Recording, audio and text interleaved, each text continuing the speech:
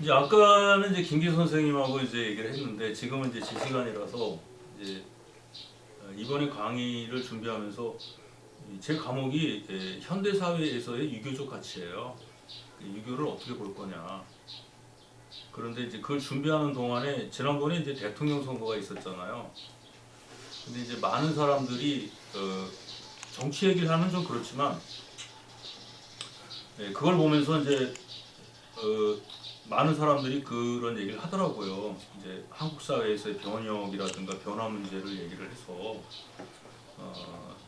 이걸 어떻게 볼 거냐, 지금 현재 상황을. 그래서 이제 저도 이제 생각을 좀 해봤었어요. 이제 우리나라 사회가 현재 어떻게 왔느냐 이런 거 생각을 하면서 이제 전통적 사유라든가 이런 걸 좀 고민을 많이 해봤죠. 그러면서 우리 사회가 지금 근대화가 됐느냐, 이거 한번 생각을 한번 해보세요. 그러니까 경제는 근대화가 됐는데 다른 분야는 근대화가 안 됐다, 이런 얘기를 하거든요. 그래서 이제 개혁을 지속해야 된다는 말도 있고 또 현재 체제를 그대로 가져가야 된다는 말도 있는데 제가 연구한 성과로는 아직 개혁은 제대로 안 된 것 같아요. 제가 유학 사상의 문제점들을 지금 지적을 하겠습니다. 김기 선생님과 대화를 하면서 우리나라가 경제 개발이 됐다 그러는데 이제 1963년도에 이제 그 5.16 혁명이 일어나면서 우리나라가 경제가 그때부터 이제 경제 발전이 됐다고 그래요. 근데 제 생각은 좀 다릅니다. 이건 좀 다른 얘기인데 그 유학이 어떻게 왜곡되게 사용되었는지를 우리가 알아야 돼요. 그러니까 1961년, 62년 그때 경제 개발이 나오면서 이제 수출 지도용 사업으로 가요, 박정희 대통령이. 그때 이제 우리나라의 그 적폐라든가 적산 자본들을 다 속아내야 된다. 그 혁명공학의 6조인가 뭐 7조에 들어가 있을 겁니다. 그래서 그걸 다 잡아들이거든요. 부패나 그 부정한 경제인들을 잡아들여요. 그때 이제 그 경제인들이 뭐라 그러냐면 그 사람들을 다 잡아들이면 우리나라 경제가 마비가 됩니다. 그러면 누가 일자리를 창출할 것이며 국가의 미래는 어떻게 할 거냐. 먹고 사는 문제가 중요한데. 그래서 이제 거기서 이제 그 혁명 정부가 그 사람들을 풀어주죠. 그리고 이제 쿠데타를 했기 때문에 민심을 잡아야 되니까 어쨌든 간에 빈곤으로도 탈퇴해야 되는 거 아니에요? 여러분들은 우리 인간에게 원죄설이 있다고 얘기를 합니다. 근데 원죄설을 얘기할 때 아담과 이브를 얘기하면서 선악과를 얘기하고 성경에 있는 것만 얘기를 해요. 근데 그거는 서양의 원죄설이에요. 근데 아시아 사회에도 원죄설이 있어요. 그 원죄설이 뭐냐? 그게 빈곤하고 무지예요. 왜 빈곤과 무지가 원죄설이냐? 이 동양 사회는요, 주요한 생산 수단이 농업입니다. 그 농업에 의존하게 되면은 어떤 일이 생기냐면 풍년에도 배불리 먹지 못하고 흉년에는 많은 사람이 굶어 죽어요. 그래서 농업을 생산 수단으로 하는 한 우리는 영원히 빈곤으로부터 벗어날 수가 없어요. 그렇기 때문에 빈곤을 퇴치하려면 산업화, 공업화를 해야 되는 거예요. 근대화를. 그건 무조건 해야 됩니다. 하지 않으면 안 돼요. 그리고 또 하나의 그 원죄가 뭐냐? 그건 무지예요. 거기서 말하는 무지는 뭐냐면 너무 우리 인간들은 자연 순응적이라는 거예요. 자연의 변화를 따라가기만 했지 자연을 우리가 가공할 생각을 못 하는 거예요. 예를 들어서 이 뒷산이 있어요. 저 뒷산에 산신령님이 산다 그러면 저 산을 가공을 못 합니다. 강에는 용왕님이 산다고 생각하면 댐을 만들 생각을 못 하는 거예요. 그러니까 빈곤과 무지가 아시아 사회의 원죄설이란 말이에요. 그걸 어떻게든 이거 바꿔야 되는 거예요. 그래야 우리가 이제 근대 사회로 가는 거죠. 그래서 이제 근대 사회로 가려면은 일단 기본적으로 산업화를 해야 되고 그 다음에 교육을 시켜야 되는데 그때 5.16 혁명을 일어났을 때 그 사람들이 근대화를 내세웠던 게 바로 이제 공업화를 서두르고 그 다음에 이제 허례의식을 탈피하고 뭐 교육 같은 걸 많이 시킨단 말이에요. 근데요, 전통 사회하고 교육하고 근대 사회의 교육은 다릅니다. 우리나라가 경제 발전이 된 것이 교육열이 많아서 우리가 경제 발전이 됐다고 주장합니다. 그죠? 그림 많이 들어보셨죠? 난 그거 인정 안 해요. 우리나라의 교육열은요, 근대화와는 관계없는 교육이었어요. 그건 산업공상 체제에서 도덕 교육만 시켰던 거예요. 그리고 관리로 출세하는 입신양명을 위한 교육을 시켰지 언제 우리가 기술 교육을 시켰어요? 기술 교육을 안 시켰단 말이에요. 막스 베더가 근대화의 특징 가운데 하나를 관료제라고 얘기하는데 아시아 사회가 관료제 사회예요. 왕이 있고 그 밑에 내조를 책임지는 비서실장은 이제 내조겠죠. 그거는 이제 승정원의 내조고 외조에 영의정이 있고 그 밑에 육판서가 있단 말이에요. 그러면서 착착착 계급대로 나눠져 있어요. 관료제가 얼마나 발달했습니까? 근데 우리의 관료제는 관료로 나가는 데 있어서 중요한 게 뭐냐? 도덕이라든가 학술 가지고 얘기를 한 거예요. 중종 반정이 일어났을 때 연산군을 몰아내고 중종이 왕이 됐어요. 그때 개혁을 하면서 조광조라는 사람을 전면에 내세웠단 말이에요. 우리 유학하는 사람들은 도학 정치가 실현됐다고 그래서 굉장히 즐거워하고 기뻐하고 이제 태평성대가 올 것이라고 얘기를 했죠. 나는 그거 반대예요. 전 그거 인정 안 합니다. 왜?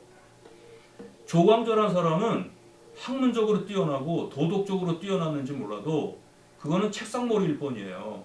일머리가 없는 거예요. 나라를 다스릴 때는 도덕 갖고 학술 갖고 나라 다스리는 거 아니에요. 경륜이 있어야 됩니다. 근데 그 당시에 조광조 그분이 28, 30대도 안 됐단 말이에요. 걔가 어떻게 그 사람이 어떻게 나라를 다스리냐고. 경험이 없는데, 국정 경험이 없는데. 그래서 지난번에 민주당 정부를 5년 동안의 정부가 실패했다라고 비판하는 사람들 중에서 많은 사람이 얘기를 해요. 그 조국 장관 같은 경우도 똑같은 거거든요. 그건 훌륭한 분이에요. 지식도 있고. 그러나 그거는 공보머리란 말이에요. 일머리가 아니라고. 그 민정수석이란 자리가 어떤 자리예요? 검찰, 경찰, 국세청, 우리나라의 모든 걸 다루는 자리예요. 그 자리에는 경륜이 어마어마한 사람이 가 있어야 돼요. 그리고 정치라는 게 뭡니까?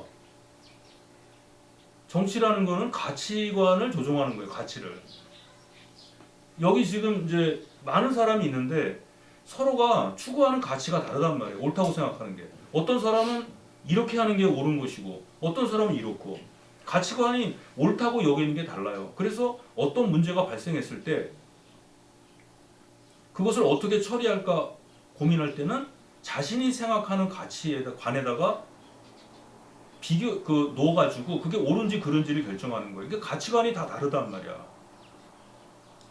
근데 그 가치관을 하나로 통일시키면 어떻게 되겠어요? 절대가치 세계가 되면 그 독재가 되는 거거든요. 그럼 사람이 숨막혀서 못 살아요. 근데 그걸 그대로 풀어놓으면 또 난삽하게 되지, 세상이.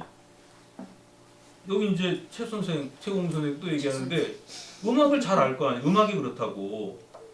도레미파솔라가 있어요. 도레미솔라가 있는데 다른 거는 소리를 내지 말고 하나의 음만 내라고 해보세요. 도 그러면 이게 무슨 재미가 있냐고. 아무런 흥미가 없는 거야. 그런데 도레미솔라를 한꺼번에 소리를 내면 어떻게 돼요? 굉장히 시끄러운 음악이 되는 거예요.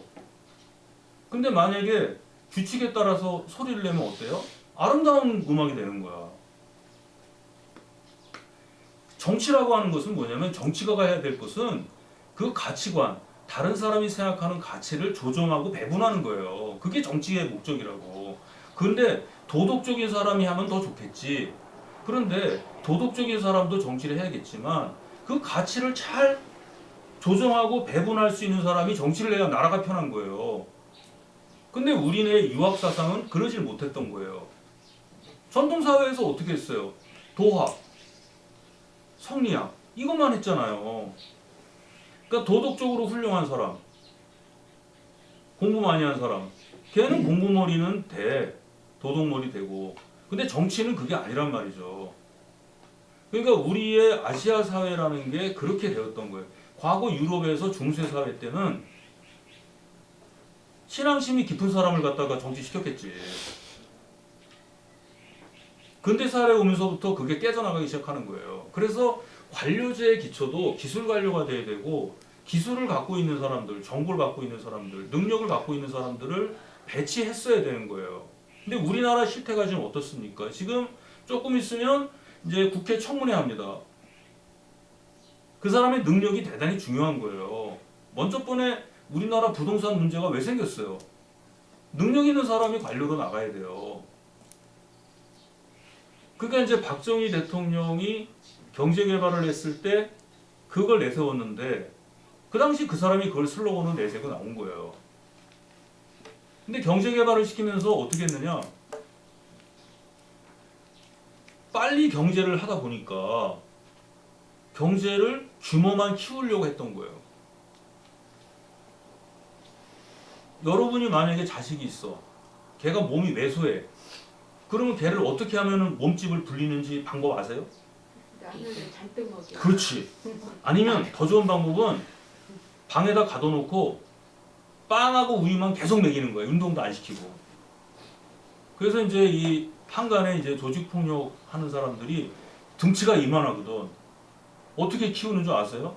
영암빵에다 집어넣고 빵하고 우유만 계속 먹이는 거야. 그러면 등치가 이렇게 돼가지고 이게 되는 거예요. 근데 걔가 체력은 약하지. 힘을 못 쓰죠. 그러니까 박정희 대통령의 경제 발전이라는 게 수출 주도형 사업이라는 거예요. 그 수출 주도형 사업은 어디다가 초점을 맞추죠? 수출을 해야 돼. 그런데 수출하는데 뭐 이런 제3세계는 물건을 팔아도 걔네가 수입을 못 하잖아. 그러니까 우리는 선진국에다가 맞춰서 경제 규모를 꾸미는 거예요. 그럼 선진국 애들이 뭘 원하느냐? 거기에 맞춰가지고 우리나라 경제가 하는 거야. 그러니까 수출은 잘 되죠. 그리고 1975년도에 미국하고 중국하고 핑퐁 외교하면서 매치가 됐어. 그때 유행했던 말이 안미경중이라는 거예요. 안보는 미국하고 하고 경제는 일본하고 하고. 그러니까 일본이 경제를 하다 보니 우리는 그 낙수 효과를 받아서 한동안 굉장히 꿈을 키웠던 거죠. 근데 우리나라 경제는 굉장히 발전했어. 외형으로는. 근데 내부의 체질은 발전을 못한 거죠. 근데 경제라는 게요, 생산이 되려면은 자본이 있고 노동력이 있어야 돼요. 어떠한 경우에도 생산이 되려면 자본과 노동이 되지 않으면 안 됩니다. 뭐 여러분이 잘 아실 거야. 그 자본이라고 하는 것이 이제 독일의 그 광부들 나가 있었던 거, 데일 차관, 일본에서 들여온 거, 그걸 갖고 이제 했다 그러잖아요. 또 베트남에서 젊은 사람들 나가서 돈 벌어온 거. 그 다음에 노동력은 어떻게 하겠어요? 그때 나오는 게 저고가 정책 아니에요. 이제 그 곡식이 싸면은 농촌이 황폐화되니까 그때 그 사람들이 도시로 이주할 것이고, 도시로 오면은 저임금이 될 거고, 이렇게 된 거야. 근데 노동자들이 우리가 언제 경제 개발을 하자 그랬어요? 노동자들의 동의를 얻지 않고서 대통령은 경제 발전을 끌고 나간 거란 말이에요. 그때 백성들이 반발하죠. 그때 사용한 게 나는 유교 이데올로기라고 보는 거예요. 난 그걸 굉장히 좀 불쾌하게 생각하는 거예요. 유교에는 옛날부터 산업공상이 있었어요. 주자학적 체계도 여기에 만약에 이게 주자학이라고 해보세요. 이게 주자학이란 사상이야. 여기다 초강력 선풍기를 가지고 바람을 쐬잖아요. 그러면 다 날아가. 근데 맨 마지막에 뼈대가 남습니다. 그 뼈대가 뭔지 아세요? 그게 군신, 부부, 부자, 친소, 장유의 구별이에요. 앞으로 제가 계속 그걸 할 거예요. 아예 그냥 성리학을 뿌리를 뽑아버릴 수도 있어요. 내가 이거 연구를 하면서. 명분론이든 역사관이든 인성론이든 다 할 수 있어요. 그러니까 이게 뭐냐면 그걸 우리가 얘기할 때 산업공상이라고 얘기를 하는 거예요. 자, 임금을 줄 때 남녀를 똑같이 임금을 줘요? 아니잖아. 근데 지금 만약에 남성과 여성을 월급을 주는데 현장 노동자가 아니라 회사에서 남녀 임금 차별하면 어떻게 해요? 어떻게 젊으신 분들 두 분 얘기를 한번 해보세요.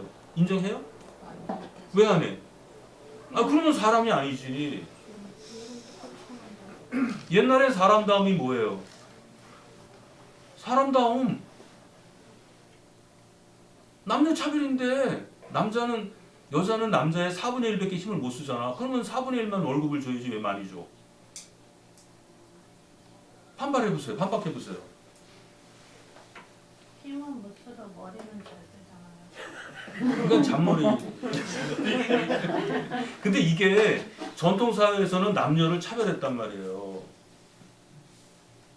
그러니까 남녀 차별을 경제 논리로 하면 어떻게 돼요? 임금 차별이 되는 거예요. 사무직과 생산직의 월급을 차이를 둬. 그게 유교 이데올로기로 포장을 하는 거예요. 그 다음에 임시직과 비정규직 문제를 그렇게 차별을 두는 거라고. 그러니까 우리나라에 있는 우리나라 사람들이 전통적으로 그 주자학적 의식에 절어 있었기 때문에 그것을 그쪽으로 활용한 거예요. 그래서 우리는 경제 발전이 대단히 됐어. 자, 그러면 경제 발전이 됐으면 그 당시 희생당했던 여성의 가사노동 같은 건 어떻게 할 거냐고. 그 남편이 받는 임금 속에는 여성의 노동력 비용이 들어가 있단 말이에요. 남자가 집에 와가지고 쉬어야 될 거 아니야. 밖에서 일했으면. 그러면 가정에서 쉴려면 어떻게 해야 돼요? 서비스를 받아야 될 거 아니에요. 그걸 여성이 한 거란 말이야, 주부가. 그러니까 남성 임금이라고 하는 거는 노동력 재생산 비용인데 그 노동력 재생산 비용 속에는 여성의 가사노동이 포함되어 있는 거예요. 그러니까 여자들이 남자가 그랬을 거 아니야. 뭐 여자는 3일에 한 번씩 두들겨 패야 된다. 옛날 사람은 그랬지. 아니 그랬어. 부부하고 여자는 두들겨 팰수록 좋대. 그 어느 집에 하나 여자 두들겨 패는 게 그 일이었다고. 아니 저도 그랬어요. 어머니 집에서 밥을 먹는데 저는 이제 할아버지하고 같이 밥을 먹었는데 돌아가신 다음에 이제 아버님 드시고 아버지 여기 드시고 나는 여기 먹고 동생은 여기 있어. 남동생은 여동생하고 엄마는 상에서 밥 못 먹었어. 밑에서 먹지. 여자가 어떻게 상에서 밥을 먹습니까? 말도 안 되는 얘기지 그게.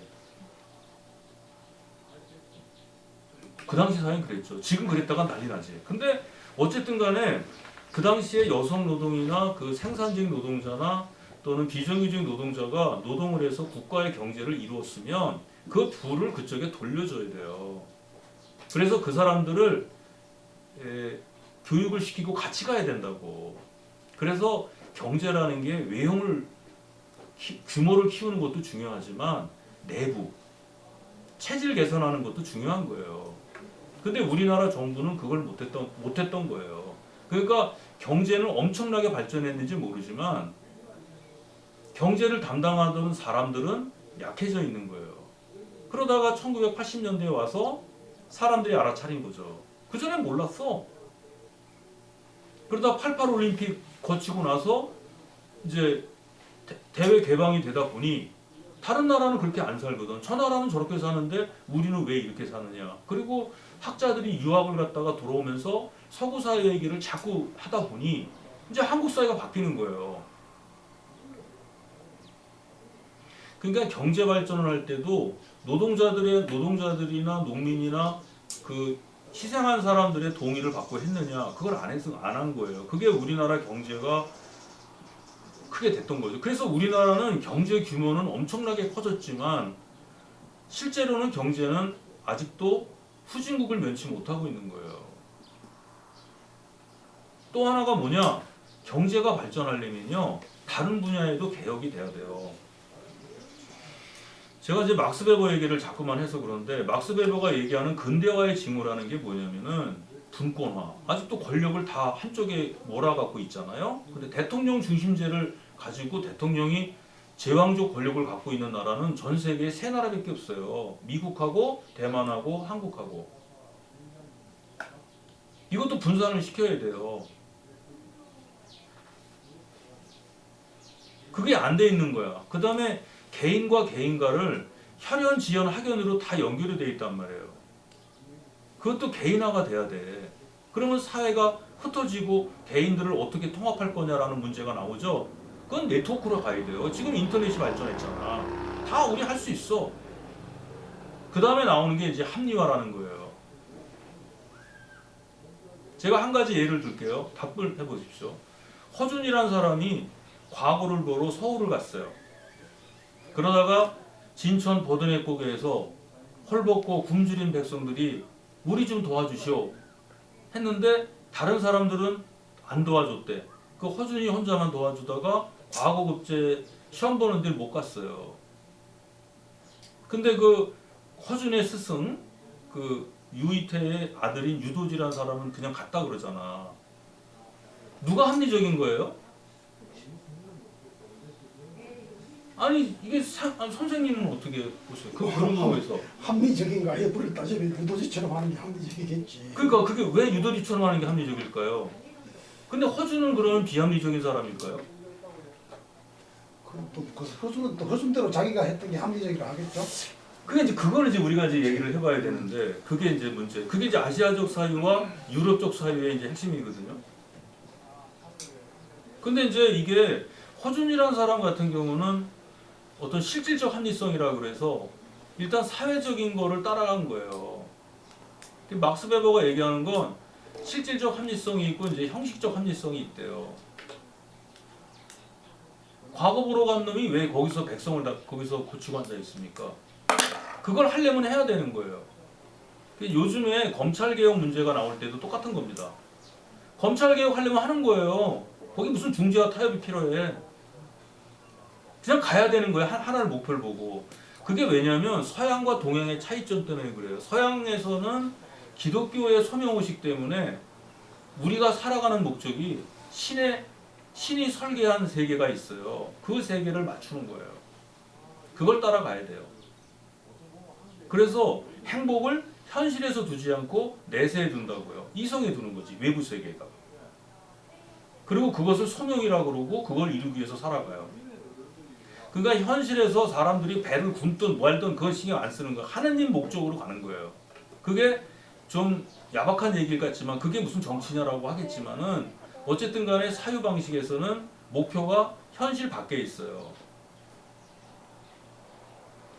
이상적인 세계가 현실 밖에 있다고. 걔네들의 의식 속에서는. 그러니까 그쪽에서는 전통에 대한 반대도 많이 일어나고 전 근대적 사유 방식에 대한 해체도 많이 나오는 거예요. 근데 우리 사회는 그런 게 없어. 그게 이제 허준 같은 경우는 그게 없었던 게 좀 극단적인 예지만 그런 게 없었다는 거죠. 그래서 이해타산적이고 그런 이해타산적인 합리성 그런 것을 이제 근대적인 사고 방식이라고 얘기를 해요. 그런데 유학은 그렇게 하지를 못했어요. 그러니까 우리의 합리성 자체가 우리의 창의성 자체를 어디다 사용하냐면 어떻게 하면 현실을 행복하게 할까? 그러니까 현실 자체로 다 몰아버리니 현실 자체만 그대로 나오는 이건 이제 양적 발전이 되는 거예요. 그러니까 변화가 없어. 아까 말했잖아요. 등치만 커지는 거예요. 체질 개선이 되는 게 아니거든요.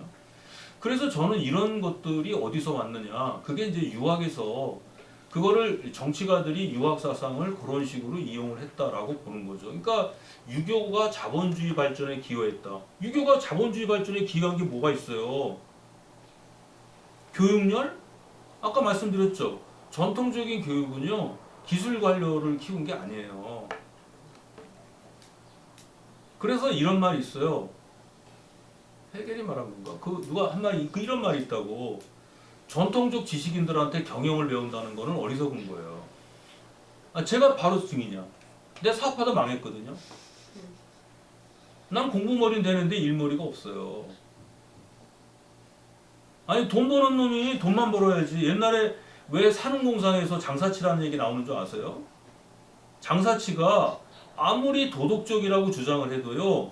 걔를 도덕적으로 사고하고 말하고 행동한다고 믿는 사람 없어요. 장사꾼이 나 미치고 판다 믿는 사람 있어요? 없단 말이야.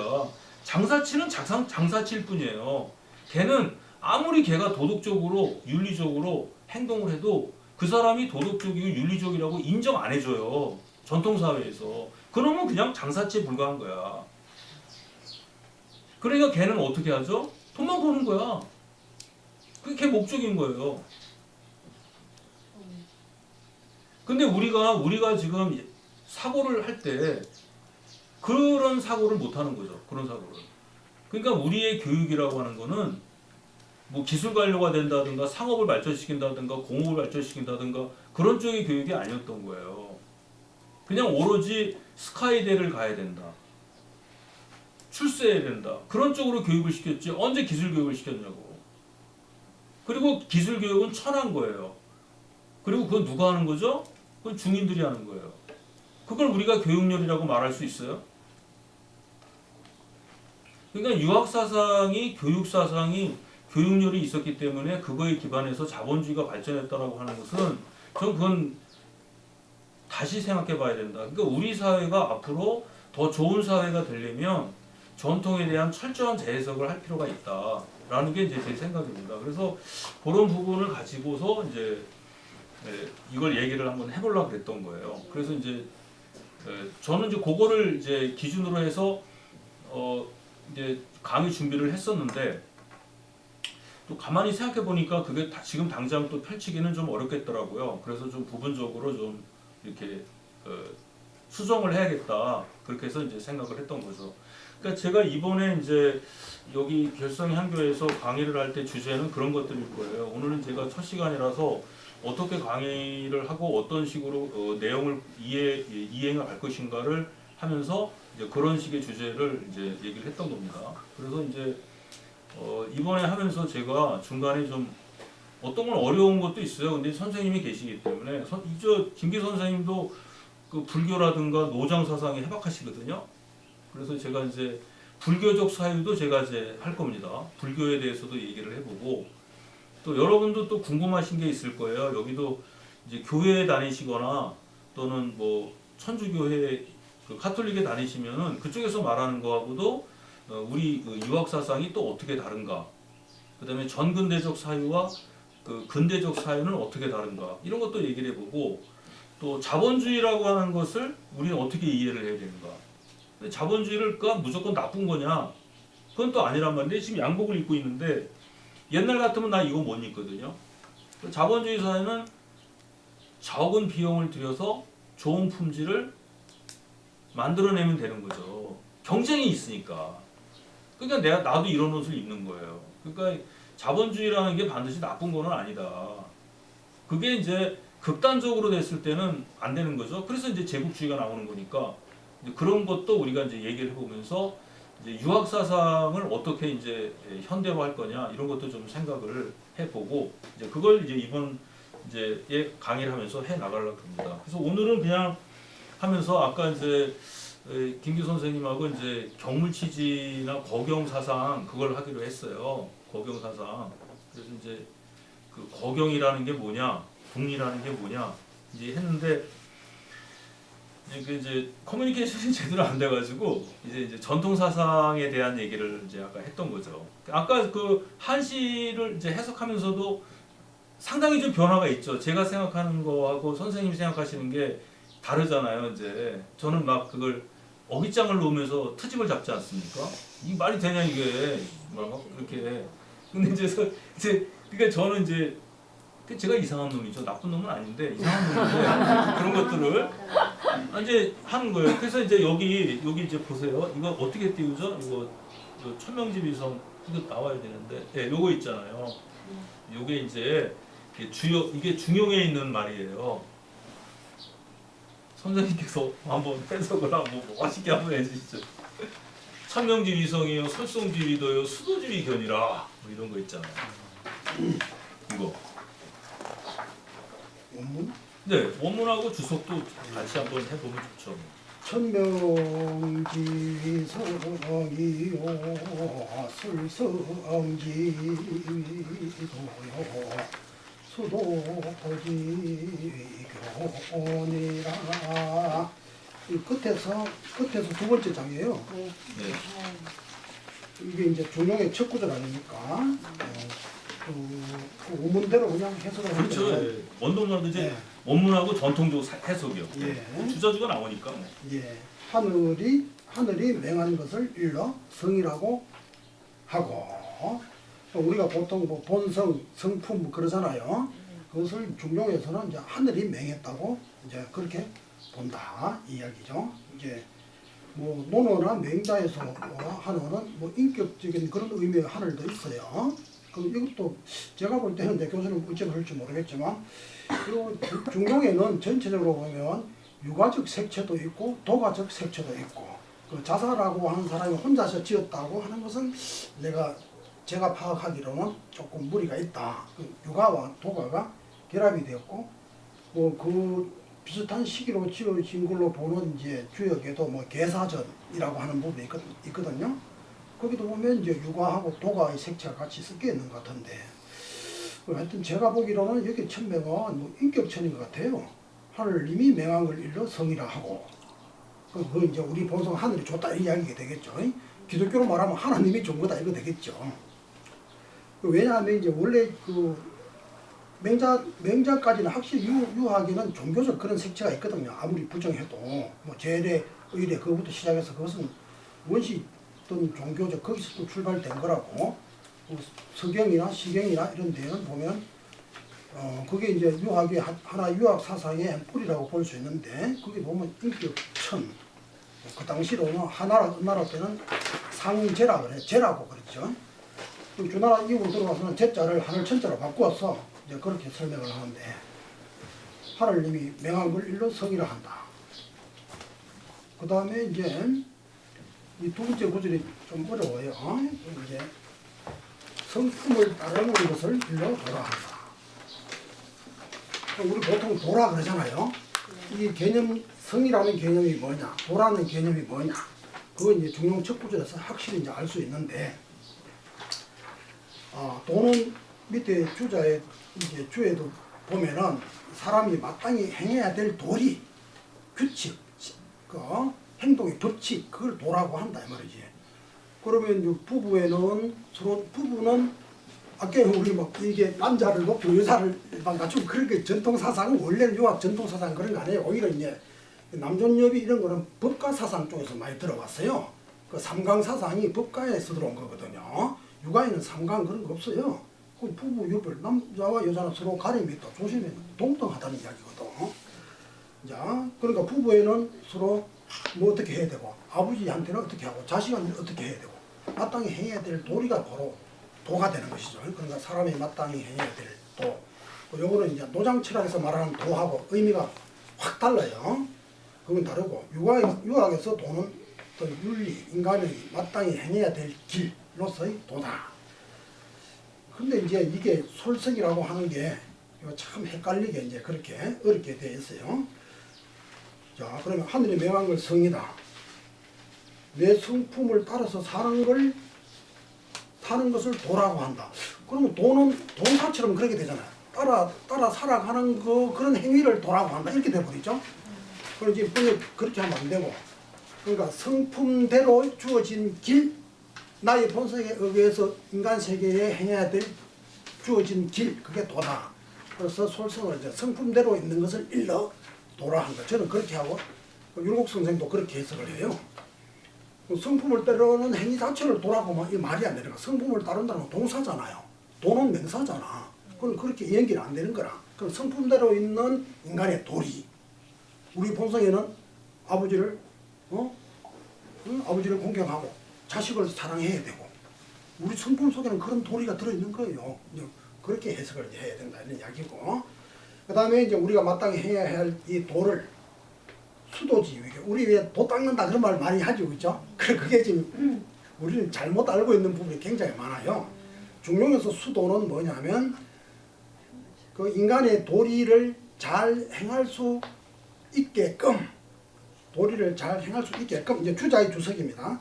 주자는 뭐라 했냐면 그것을 이제 그 수를 품절하는 걸 하는데, 품절은 뭐냐면 요렇게 조정하는 거.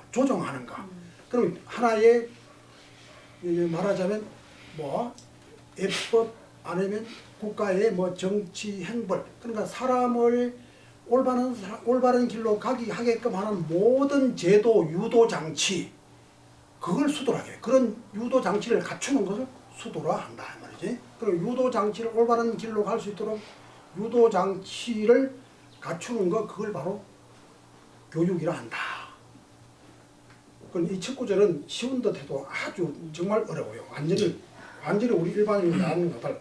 수도라는 말은 맞긴, 또 다른 데에는 인간이 돌을 닦는 거, 도 닦는 거, 그런 의미도 있어요. 있는데 여기서 수도는 인간이 도리를 잘 행할 수 있도록 악, 행정 뭐 이런 걸 통해서 인간이 올바른 도로 갈 수 있도록 이렇게 보완해 주는 거, 그 국가적으로 또는 이제 뭐 어떤 행정적으로 그렇게 이끌어 갈 수 있도록 해주는 장치. 주자는 그걸 애악 행정이라고 딱 그렇게 말을 해놨어요. 그러니까 도리를 잘 할 수 있도록 애악 행정 제도를 만들어서, 그러니까 만드는 거, 그걸 교라고 한다. 뭐 이제 이 원문은, 앞에 원문은 이제 그렇게 해석이 되어 있습니다. 이에 대해서 네. 교수님 예, 설명해 주시죠. 그 이제 지금 선생님이 전통적 해석을 하셨잖아요. 예, 예. 정확한 겁니다. 근데 저는 여기에 대해서 이걸 이렇게 해석하면은 근대적 사회하고는 안 나온다는 거예요. 자, 이제 첫 번째 보세요. 천명지 위성이라고 그랬잖아요. 하늘이 명한 것을 성이라 그러는데 여기서 말한 천이 뭐냐 이거예요. 이 천이 지금 기독교의 하느님 아니죠. 그래서 아까 선생님께서 인격천이라는 말씀을 하신 거예요. 인격이라는 게 뭡니까? 사람 같은 거예요. 그런데 이게 하늘이 명했다 그러면 이분을 그 창조주로서의 하느님으로 생각하시죠? 성경에서는 그렇게 얘기를 합니다. 창조주가 있어요. 세상이 어떻게 만들어져? 누군가 만든 거지. 어떻게 세상이 만들어졌겠어? 누군가 만들었으니까 있는 거 아니냐? 그러니까 이제 이거를 하느님으로 해석한단 말이에요. 그럼 여기서 말하는 성은 뭐예요? 하느님이 인간에게 성품을 줬잖아. 이성이라고도 해석을 해요. 여러분이 그 이성이라는 말이 뭐냐면 성중리할 때, 그 성중리할 때 거기 첫 번째 주에 보면 명은 명령하는 것이고 성은 리라 그러잖아요. 그게 뭐냐면 이성이란 말이 여기서 나온 말이에요. 일본 애들이 번역할 때 이걸 갖고 번역을 했다고. 하늘이 명한 게 성이다. 그런데 한번 보세요. 또 다음 장이 요거는 이제 제가 준비한 건데 이거 말고 중용 말고요. 요건 내비로 두고요. 이제 이게 진짜 이게 하느님인지 한번 보시자고요. 제가 주령교회 태국도서 보는 거죠. 앞으로 보겠죠. 여기 있습니다. 이거거든요. 이 보십시오. 여기 제가 해석을 해놨으니까 지금 읽어보겠습니다. 이게 주령교회 태극도술인데 이게 주자주의 핵심이에요. 무국은 태극이다. 태극이 움직이면 양이 나오고 이거 보이세요? 이거 보셔도 돼요. 네. 예. 이게 몇 페이지인지 모르겠는데. 3페이지 3. 예. 무국은 태극이다. 태극이 움직이면 양이 나오고 움직임이 극에 이르면 고요해진다. 고요하면서 음이 나오고 고요함이 극에 다다르면 다시 움직인다. 한 번 움직이고 한 번 고요해지면서 서로 뿌리가 되고 음과 양으로 나누어지면서 양이가 세워진다. 양이 변하여 음과 합해져서 수화, 목, 금, 토, 오행이 생성되고 5가지 기운이 순조롭게 펼쳐져서 사계절이 운행된다. 그 다음 여기 또 보십시오. 오행이 하나의 음양이고 음양이 하나의 태극이다. 태극은 본래 무국이다. 오행이 나타남에 따라 그 성에 따른다. 무국의 참됨과 음양 오행의 정기가 오묘하게 합하여 응축하면 건도는 남성다움을 이루고 곤도는 여성다움을 이룬다. 음양 2가지 기운이 서로 감응하여 만물을 생성시키는데 만물이 끝없이 생성되니 변화가 무궁하다. 여기 보세요. 여기 하느님이 만들었다는 얘기 안 나오잖아요. 여기 뭐라고 돼 있어요? 여기 보면은 건도는 남성다움을 이루고 곤도는 여성다움을 이룬대요. 그 2가지 기운이 서로 감응해서 만물을 생성시킨단 말이에요. 여기 하느님이 만들었다는 얘기가 없잖아요. 그러니까 이게 뭐냐면 서양적 사고에서는 하느님이 세상을 만들었어요. 그거를 하느님을 실체라 그래요. 어떤 것에 의존하지 않고 홀로 존재하는 거, 독립적으로 존재할 수 있는 거를 실체라 그래요. 어떤 것에 의하지 않고도 나오는 거. 불교에서 나오죠. 천상천하 유아독전. 천상천하에 나 홀로 혼자 나온 거야. 예수님하고 똑같아. 하나님은 자기가 그냥 하나님이 어떻게 나왔어요? 그러면은 아무도 설명 못하죠. 하나님은 그냥 나온 거야. 누가 나왔는지 뭐 지가 났어, 지가 스스로. 어떻게 났는지 모르는 거예요. 그걸 아무도 안 따진다. 우리 인간은 알아요. 누가 났는지. 그러니까 이게 동양 사고에서는 그게 없는 거예요. 이게 누가 만들어진 게 아닌 거예요. 그러니까 저절로 나왔다는 거예요. 저절로. 자, 다시 제가 이제 중용으로 돌아가겠습니다. 다시 중용으로 가면은요. 여기 보세요. 이게 천명지 위성할 때 이게 이 천명이란 말이 그럼 뭐예요? 이 천명이라는 거는 이걸 인격으로 해석해야 돼요? 어떻게? 이건 자연에서 온 거 아니에요. 그러니까 자연의 이치. 그러니까 인간이 자연과 하나가 돼 있는 거예요. 자연. 뭐 제가 한마디만 할까요? 네네. 아까 이제 태극도설이 네. 주자학의 이제 뿌리라고 볼 수 있지 않습니까? 네네네네. 근데 저 태극도설은 저 도가의 영향을 받은 거거든요. 예. 그러면 이제 도가에서는 궁극자를 도라고 말을 해요. 그 유가에서는 하늘 천자라고 말을 해. 그리고 참 장자에 가서는 천자를 도와 바꿔 쓰기도 하지만 유가에는 인격천이 있어요. 그 도가에는 노자에 와서는 그 하늘 위에다가 도를 두어 버림으로 해서 인격천이를 완전히 삭제를 해버렸거든요. 그러니까 노자의 도 중심의 세계관을 이어받은 게 아까 태극도설이 이제 무극태극이라고 하는 이야기.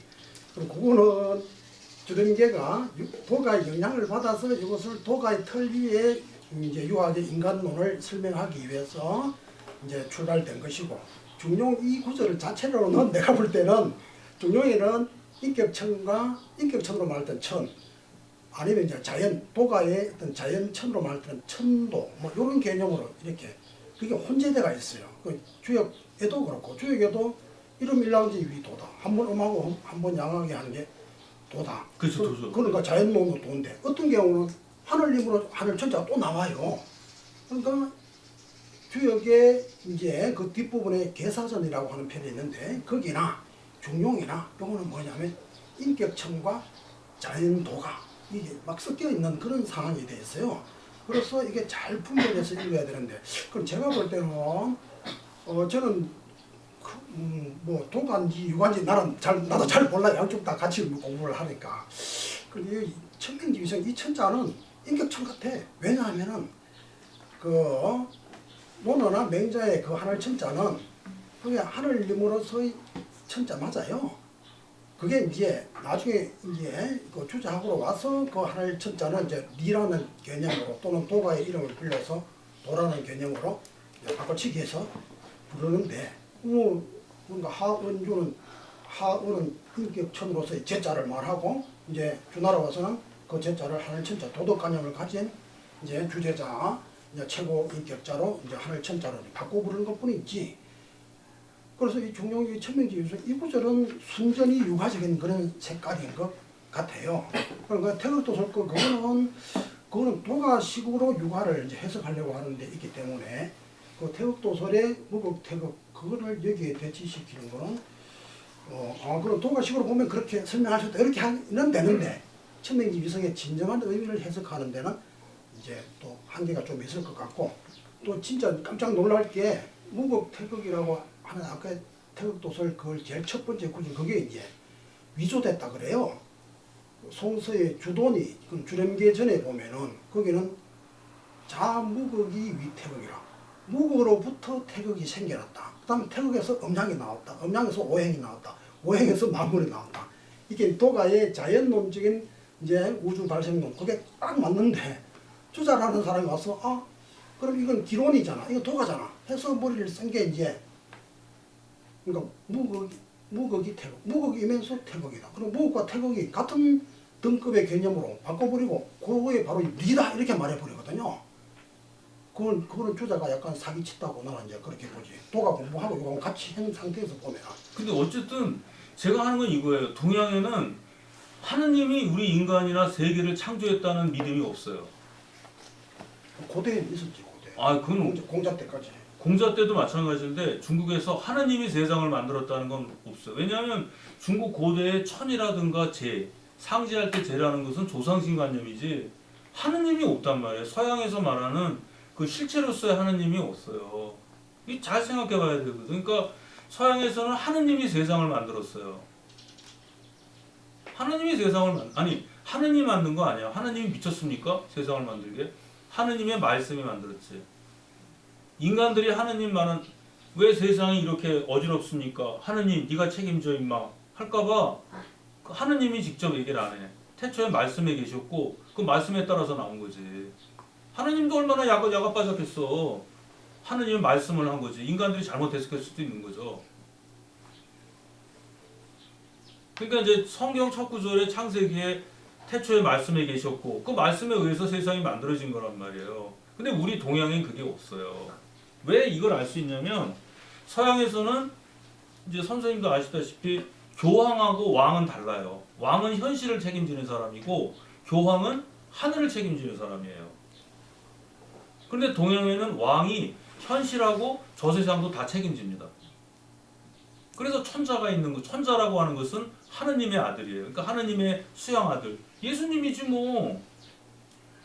황제는 뭐예요? 그거는 현실의 통치자예요. 그래서 우리가 종묘사직이라는 게 있어요. 사직에 가서 제사를 지낼 때는 천자의 자격으로 지내는 거예요. 종묘에 가서 지낼 때는 황제의 자격으로 지내는 겁니다. 그러니까 종묘에 가서는 내가 이 나라를 잘 다스리겠습니다. 이렇게 얘기를 하고서 제사를 지내는 거고 사직단에 가서는 하느님 아버지 저에게 권력을 주셔서 고맙습니다. 제가 하느님의 명령을 받들어서 잘 다스리겠습니다. 이렇게 고하고 제사를 지낸단 말이죠. 그러니까 종묘 사직이 같이 쓰는 거란 말이에요. 종묘와 사직은 달라요. 그럼 그 중에서 종묘가 중요해요? 사직이 중요해요? 왕한테. 어떻게 중요해요? 뭐가 우선적이죠? 종묘죠. 어쨌든 내가 왕이 돼야 되는데. 대통령이 사면권 발휘하죠. 그 사면권 발휘는 누구 어떤 권한이에요? 황제예요? 천자예요? 천자죠. 그건 뭐냐면 사작관하고 똑같아요. 김기 선생님이 있는데 김공 내가 왕이에요. 내가 왕을 제선다. 김공께 뭐 2조 판서를 제수하노라. 근데 2조 판서만 주는 게 아니에요. 2조 판서는 황제의 권한으로 주는 거예요. 예? 근데 거기다 자헌대부를 같이 준다고. 그거는 천자의 자격으로 주는 거라고. 그럼 이분이 군대를 안 가, 자식이. 근데 무슨 데 가야지. 근데 군대를 자식이 안 갈 수 있다고. 무슨 권한으로? 천자의 권한이죠. 황제 권한 아니에요. 황제도요, 똑같이 왕이에요. 황제도요, 똑같은 백성입니다. 법에는 황제든 뭐 대감이든 뭐 영감이든 일반 백성이든 똑같아. 법 앞에 평등한 거예요. 근데 왕이 법만 가지면은 세상을 못 다스려요. 그래서 왕에겐 특권이 있어요. 그게 뭐냐면 사자권, 천자로서 그 왕은 두 가지 권한을 갖는 거란 말이에요. 자, 그렇게 봤을 때 동양에는 하느님이 세상을 만들었다는 얘기가 없어요. 지금도 우리가 계속 그러니까 공자 시대 이전 아주 저 상고 시대에 있었다. 당연히 그때는 있었겠지 뭐. 원시 시대. 인간들이 그럴 거 아니에요. 우리가 어떻게 태어났을까?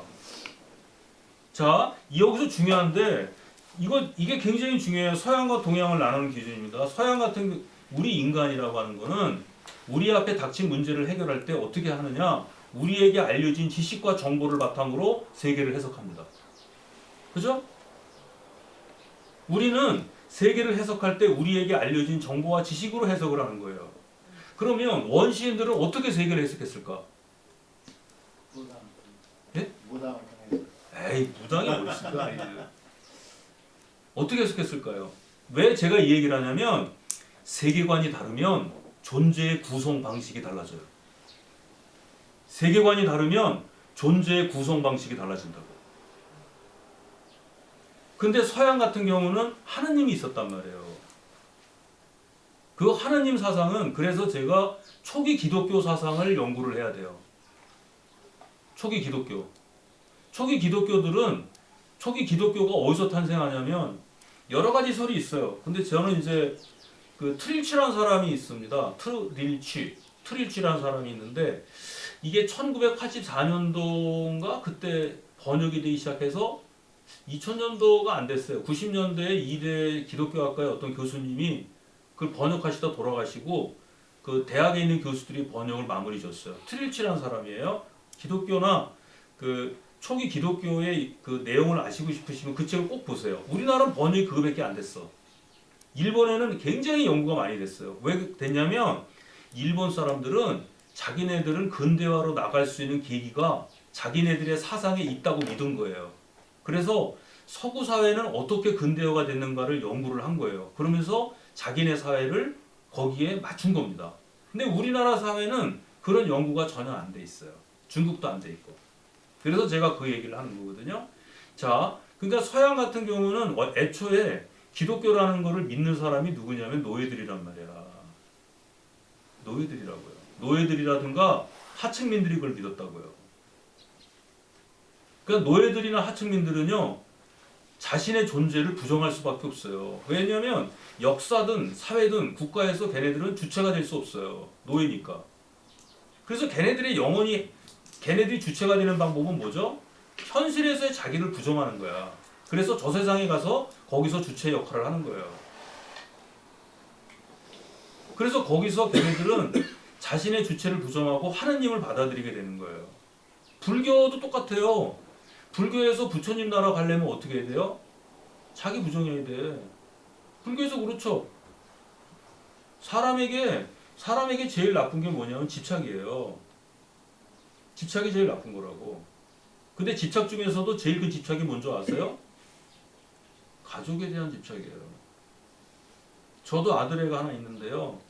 걔를 제가 이거 우리 아들이 안 보겠죠? 자식 볼지도 모르는데 제가 이제 그래요. 너는 생물학적으로만 아들이라고. 뭐냐면 자식이 행복하게 되기 위해서 부동산 투기도 하고요. 자식이 잘 되기 하기 위해서 뭐 이런 말하면 안 되지만 무슨 뭐 상장도 위조하고 그런데 뭐 그런 거 한대. 뭐 그런 거 아니고. 응? 그 민감한 말씀. 그렇죠. 아니 그렇게 한데 뭐 저기 병원도 그렇게 해서 보내고 군대도 빼고 그러잖아요. 응? 다 알아요. 네, 다 한다니까. 그리고 자식을 위해서는 뭐든지 하고. 여러분도 마찬가지 아니에요? 여러분들이 어머니 아버지가 있어. 어머니 아버지 어떻게 모시나? 어머니 아버지가 치매 걸리시고 중풍 걸렸어. 그 뒷수발 어떻게 할 거야? 그래서 제가 그래요. 제가 노인대학이나 그런 데 가서 노인들 대상으로 강의할 때 그래요. 자식이 낳았으면은 신경 쓰지 마세요. 그냥 걔대로 살아갑니다. 우리가 뭐 때문에 신경 쓰느냐? 여러분이 부처님 나라 가려면 집착을 버려야 돼. 가족 관계를 해체해야 돼요. 가족을 버리지 않으면요, 절대로 부처님 나라에 못 가는 거예요. 기독교도요, 천국에 가려면 가족을 해체해야 돼요. 천국을 혼자 가는 거지. 그렇죠. 엄마 아버지가 어딨어? 하느님인데 내가 태어난 게 엄마 아버지가 만들었어요? 하느님 만든 거지. 그러니까 하느님 나라로 가려면 다 부정하고 가야 되는 거예요. 근데 우리 아시아 사회에서 가능해요? 안 된단 말이에요. 그러니까 이거는 하느님이 세상을 만드는 게 아니라 그럼 우리는 어떻게 태어난 거야? 이러니까 이제 원시들이 딱 보니까 자기에게 알려진 지식과 정보를 가지고 해석을 하는 거야. 그게 뭐냐? 밖에 딱 보니까 개들이 교미를 해가지고 새끼를 낳더라 이거야. 즉 세상에는 남성적인 것과 여성적인 것이 있더라. 그 남성적인 것과 여성적인 것이 서로 짝짝꿍 해가지고 세상 만물이 태어나더라. 우리 인간도 똑같은 거예요. 그러니까 우리 인간은 자연에서 나온 거야. 어떻게 해서 나왔는지도 몰라. 그러니까 신을 부정하고 신이 없는 거야. 한 번 음하게 하고 한 번 양하게 하는 거. 그게 있어. 그게 뭐냐? 그게 도예요. 그럼 도라고 하는 거는 한 번 음하게 하고 한 번 양하게 하는 원칙인 거예요. 그죠? 아니 도리야. 규칙, 룰 그런 거예요.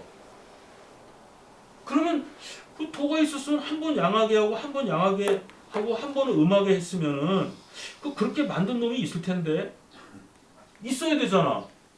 없어. 근데 그것이 있어야 되는 거예요. 그러면 왕이 세상을 다스릴 때 어떻게 다스려요?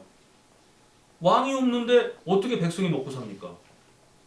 왕은 있어야 되는 거야. 왜냐하면 이제 우리가 이런 얘기도 해요. 일본 시대에 일본 놈들에게 친일한 사람도 있어요. 그 나쁜 놈들이야. 그러나 부일한 사람은 있다고요. 우린 다 부일했어. 그 부일할 때 부라는 게 뭐냐면 세금 낸 거예요.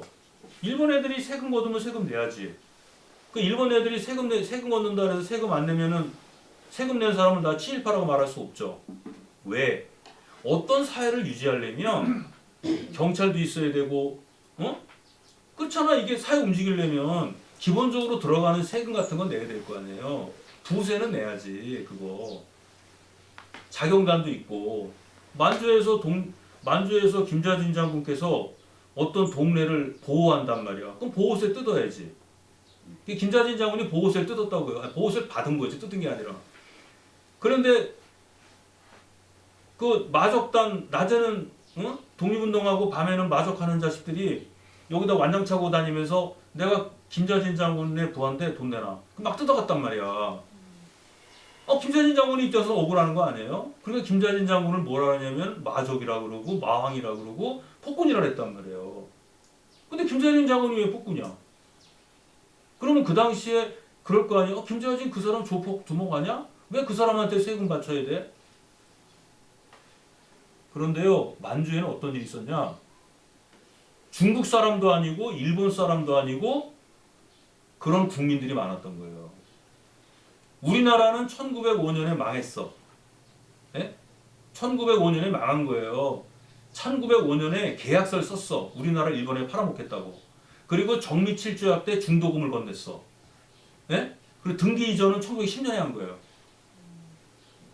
그러니까 그때 계약금을 걸 때 얼마를 걸었냐? 10%만 걸어야 되는데 20%를 걸었어. 그게 일본 애들이 소유권을 주장하는 거예요. 대한민국은 우리 거다. 아무도 노토치. 내가 봐서 한 30% 걸은 것 같아. 중도금과 계약금을 같이 걸었어요. 그러니까 정미칠조약 때 한 40%를 중도금을 걸은 거지. 정미조약이 있잖아요. 어떤 줄 알아요? 을사늑약 때 우리나라는요 외교권이 없어요.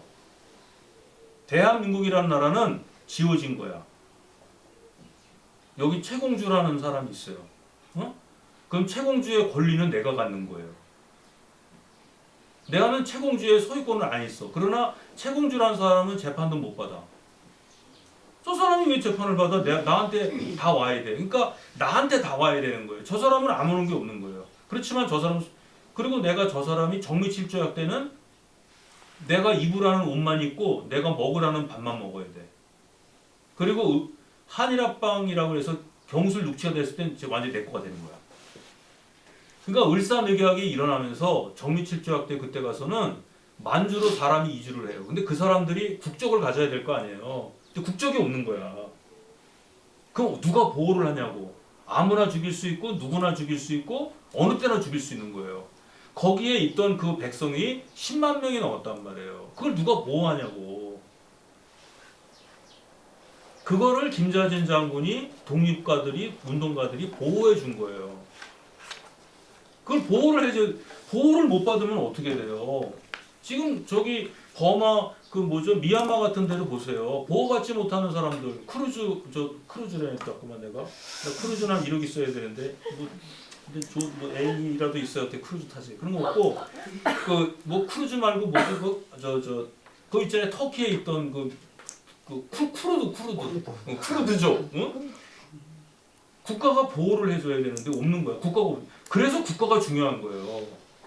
그래서 그때 김자진 장군이 그 사람들을 보호를 해준 거예요. 그러니까 세금을 받아야지.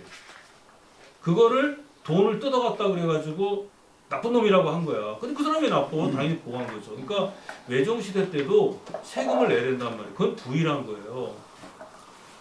또 학교도 가야 되잖아. 그래서 이제 그런 부분이 있었는데 내가 무슨 얘기하다가 그렇게 나왔나? 그러니까 이제 그런 부분 무슨 얘기하다가 거기까지 갔지? 아까 무슨 거기 들어가기 전에 그거 나왔는데 하여간 이제 그 당시에 그 우리 아시아 사회에서는 그렇죠. 그러니까 아시아 사회는 천자.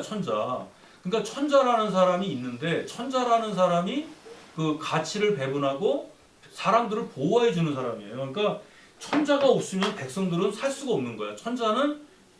황제는 세상을 보호해 주는 사람이란 말이에요. 그래서 그게 오랫동안 지속이 되면서 그게 아마 천이라는 말로 가지 않았을까. 저는 이렇게 생각을 하는 거예요. 그리고 이제 또 하나를 보면은 국가라는 거 있죠. 국가라는 게 어떻게 형성됐는지 생각해 보세요. 근데 국가론 같은 거는 이제 플라톤의 국가론이나 아리스토텔레스의 정치학 같은 데를 보면은 그 사람들은 굉장히 정치하게 얘기를 하거든요. 우리가 자연 상태에서 인간은 만인에 대한 만인의 투쟁 사회예요. 서로 죽이고 막 그런다고. 그래서 도저히 살아갈 수가 없어. 그래서 우리가 살려면 어떻게 해야 돼요? 우리의 권리를 양도를 해서 투표를 한다는 거 아니에요? 뽑아가지고. 그래서 이제 왕을 나라를 통치하는 사람을 만든다는 거 아니에요? 국가라는 게 그래서 형성되는 거 아니에요? 국가라고 하는 것이 그렇게 해서 형성이 된다고. 자, 그러면 국가가 우선이에요? 개인이 우선이에요? 지난번에 대통령 선거하기 전에 그랬잖아요. 이재명 지사는 인간이 우선, 국민이 우선이라 그랬고 윤석열 그 사람은 국가가 우선이라 그랬잖아요. 원칙은 개인이 우선이지 국민이 우선인 거예요. 그런데 국민의 행복은 개인의 행복은 국가에 의해서 좌우되는 게 많기 때문에 국가가 우선인 것처럼 보일 뿐이에요. 개인이 우선인 거예요. 그리고 국가는 전체의 의견을 반영했다 그래서 전체가 되고 개인은 개체가 되는 거고 그 다음에 전체의 이익은 정의로운 게 되는 거예요. 개인의 이익은 사익이 되는 거고 그래서 국가는 강하고 개인은 약자야. 거기서 강자의 이익이 정의란 말이 나오는 거예요. 강자의 이익. 국가의 이익이 정의롭다는 거예요. 거기에 대해서 이제 우린 얘기할 수 있죠. 그러면 국가가 하는 일은 모든 건 다 옳으냐? 옳지 않단 말이에요. 그걸 가지고 논쟁을 풀어나간 게 소크라테스하고 트라시마코스의 논쟁. 그게 플라톤의 국가론의 요지예요. 그게. 그래서 우리가 그런 걸 대비해 보면은 아까 이 천이라는 것도 나는 하나의 그냥 그 명목적 개념 같아요. 실제로 존재한 게 아니라. 그거 선생님 그거 아니 그렇게 보는 게 맞지 않습니까? 명목적으로 존재하는. 그러니까 이제 한나라 때 어떤 게 나오냐면 도는 이 세상의 모든 것들은 도가 한대요. 도가 움직인대. 이름 일양하는 게 도예요. 그러니까 한 번 음하고 한 번 양하게 하는 게 도야. 그 이름 일양지 위도라 그래요. 근데 우리가 보통 이름 일양 위지도란 말을 안 한다고. 한 번 음하고 한 번 양하는 거 그거를 도라고 안 한단 말이에요. 그 해석이 있어요. 이름 일양 여기 보세요. 여기 요거 문장 여기 보세요. 이거 여기 있잖아요. 요거 보세요. 이름 일양 지위도라고 썼잖아요. 근데 이게 이름 일양 위지도라고 쓰는 게 있어요. 위지도하고 지위도는 다르거든요. 한 번 음하게 하고 한 번 양하게 하는 게 도예요. 그러니까 이름 일양이 도가 아니라고. 그러면 이름 일양하는 이름 여기 지자 있죠? 이 지자가 그거죠, 그렇죠? 이게 목적어란 말이에요. 한 번 음하게 하고 한 번 양하게 하는 거라고 사역이란 말이에요. 시키는 거. 그걸 도라 그래요. 근데 요걸 빼버리면은 이름 일양 자체가 도가 아니에요. 한 번 음하고 한 번 양하고 하는 게 도가 아니라 한 번 음하게 하고 한 번 양하게 하는 것. 사역적인 게 도란 말이에요. 그러면은 이걸 하게 했으면 도라는 게 어디서 나왔는지가 나와야 될 거 아니야. 명령한 사람. 그걸 천이라 그런 거예요.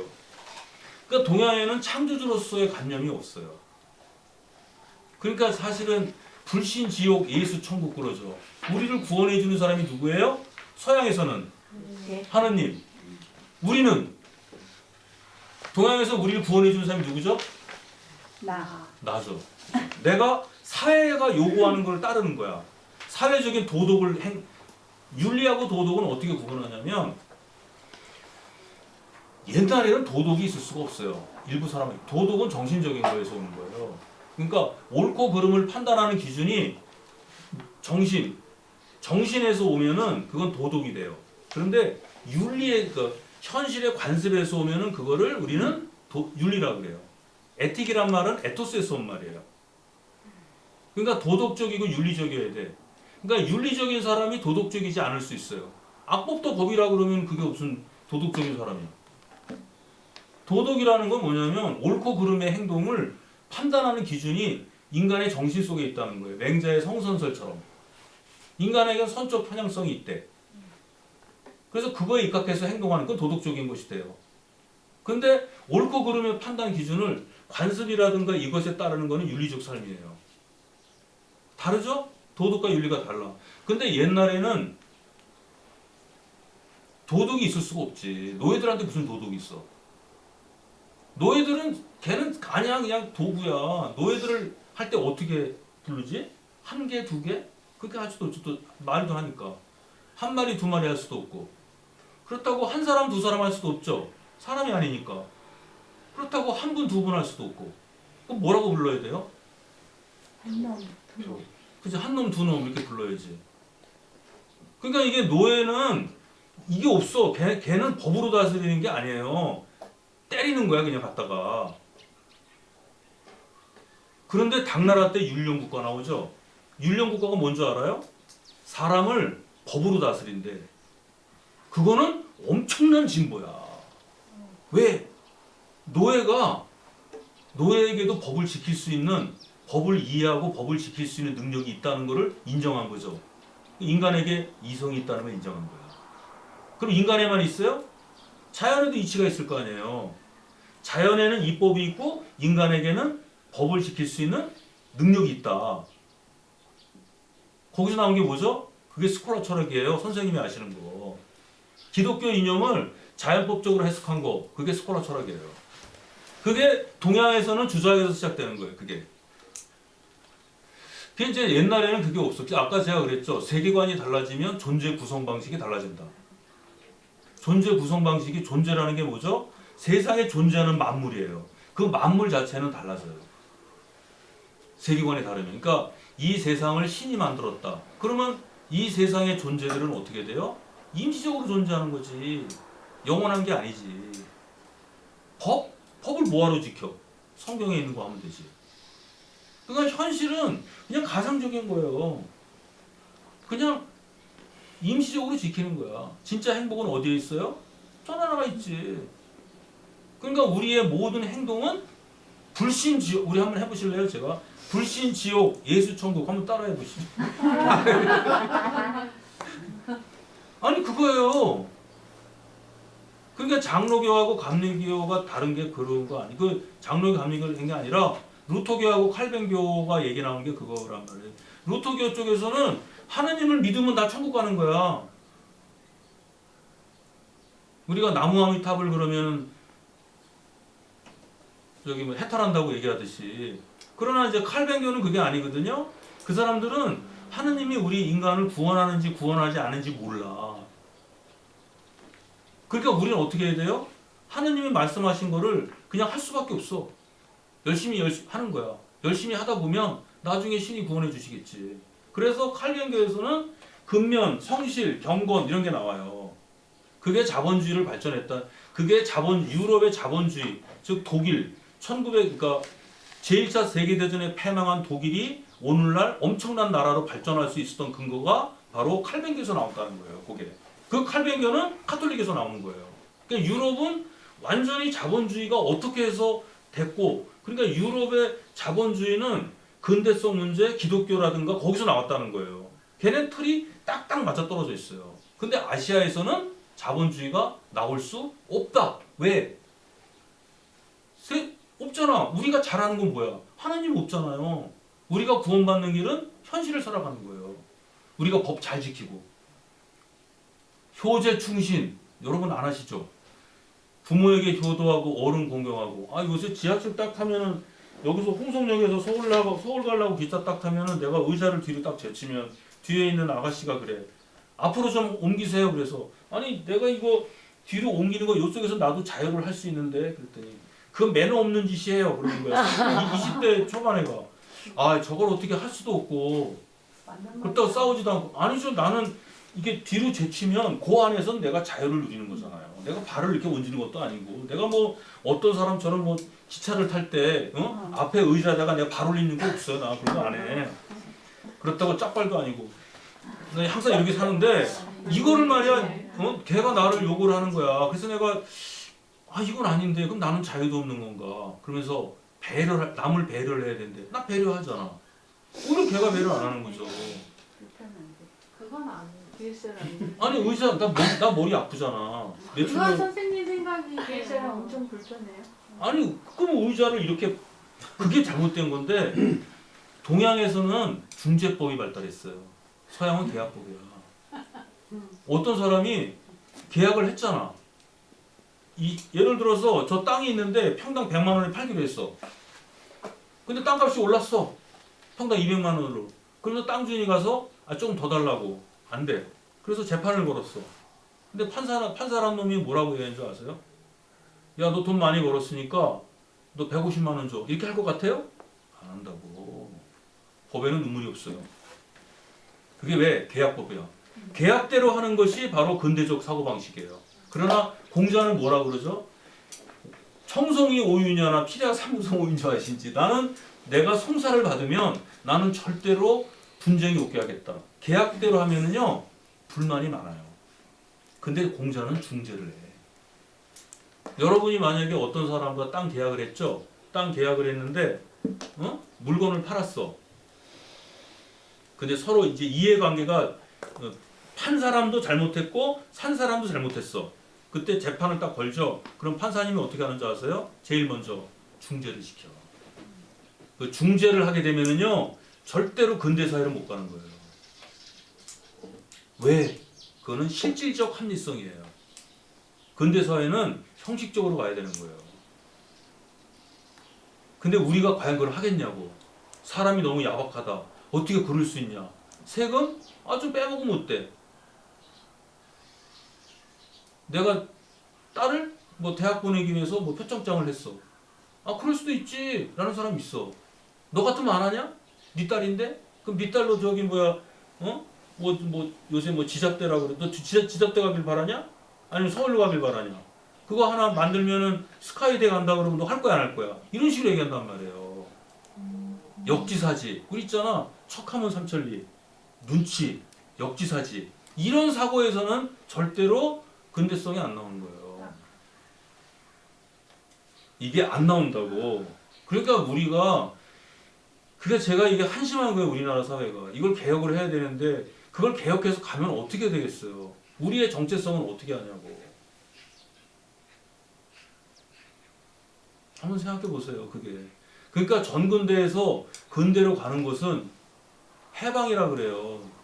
우리는 지금 한국 사람들이 제일 문제가 되는 게 뭐죠? 얼마 전에 그랬잖아. 그 이종록 시인하고 제가 얘기할 때도 그런 얘기를 했어요. 작가들을 제일 괴롭히는 게 뭔지 아세요? 작가들이 절대로 건드려서는 안 되는 금기 같은 게 있어요. 그 사회에 가이드라인이 있다. 그거 건들면 안 돼. 그럼 절대로 안 돼. 미국 같은 경우도 있어요. 건드리면 안 되는 게 누군지 아세요? 목사, 신부, 그런 사람들, 상원이요. 거기 기독교 가면 큰일 나. 대신 막 돌팔매질도 하고 나쁜 놈으로 해도 되는 사람이 있어요. 누구죠? 대통령. 아니지. 대통령 아니에요. 상원의원하고 대통령은 절대로 안 건드려. 상원의원, 대통령, 목사, 신부 이런 사람은 절대 못 건드려. 근데 마음대로 건드려도 되는 사람이 있어요. 제일 나쁜 놈이 누구죠? 공무원도 아니에요. 변호사, 교수, 과학자 이건 막 갖고 놀아도 돼. 그래서 영화에 나쁜 놈은 다 뭐로 나와? 교수, 변호사 이런 놈이 나오는 거야. 근데 한국은 어때요? 판사, 교수 이거 건드리면 큰일 나는 거야. 그래서 우리가 부동산 투기할 때는 저 시정 자빈들부터 대학 교수까지 다 한다 이렇게 하는 거야. 대학 교수 그러면 도덕적으로 대단해.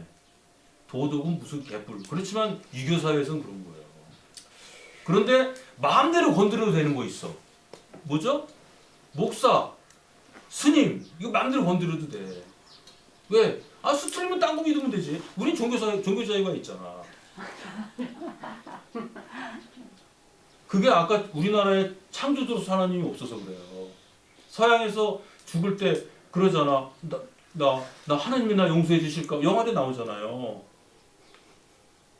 지옥 갈까봐. 지옥이 없잖아. 걔네들은 그게 쇠뇌에 박혀 있어요. 요새 제가 신부님하고 이제 식사를 좀 자주 하는 편인데 신부님이 항상 저를 데리고 가실 때 식사를 하세요. 오늘은 자 우리 기도합시다. 나는 근데 그래도 신부님 얼마 오래 안 하시더라고. 교회 하는 사람들은 이렇게 한 밥 먹잖아요. 이렇게 하나 몇 분이죠? 두 분, 둘, 셋 우리가 이제 8명 있잖아. 그러면 기도하면은 아 하나님은 잘 먹겠습니다. 그러면서 옆에 사람 그럼 이번에는 그러면 김 박사님께서 한번 해보시죠. 그럼 또 막 해. 또 다 식었거든. 네, 다 시켜요. 그래서 내가 밥 먹고 합시다. 그래도 계속 하는다고. 근데 이제 여기는 내가 얘기를 해서 신부님한테 저 밥 먹을 때 기도한다 그러면 하지 말자 그러거든요. 나 그럼 나갔다 오겠다고. 언제 끝날지 모르잖아. 네 사람이 하는데. 한 사람이 미쳐가지고 5분을 봐. 그래서 근데 거긴 안 하고 신부님이 월월월월 하면 또 옆에서 또 뭐뭐뭐뭐 하더라고. 또 이쪽에서 라라라라 하면 또 이게 같이 하시더라고 식사할 때. 그러면 성호 그릴 때 하는데 무슨 얘기 하는지 모르겠어. 뭐 하나님 아버지 뭐 그래서 이거 아닌데 이거 저기 저 사람이 밥 사는 건데 왜 이 사람이 하나님 아버지 줬다고 그러지? 근데 이상한 거야. 네, 그래서 제가 신부님한테 자꾸 얻어먹어서 신부님 제가 미안해서 그분은 이제 일식집을 가세요. 한번 먹으면 1인당 한 10만 원씩 가면은 15만 원 들잖아요. 잘 차리더라고. 근데 하도 죄송스러워서 좀 싼 데로 가자고. 그래서 소뚜껑 삼겹살집을 갔어요. 거기 1인당 7,000원이야. 근데 3인분 먹은 게 아니라 2인분 더 먹. 그 같이 따라다니는 놈이 있는데 복자라고 그러는데 걔 자식이 다 먹는 거야.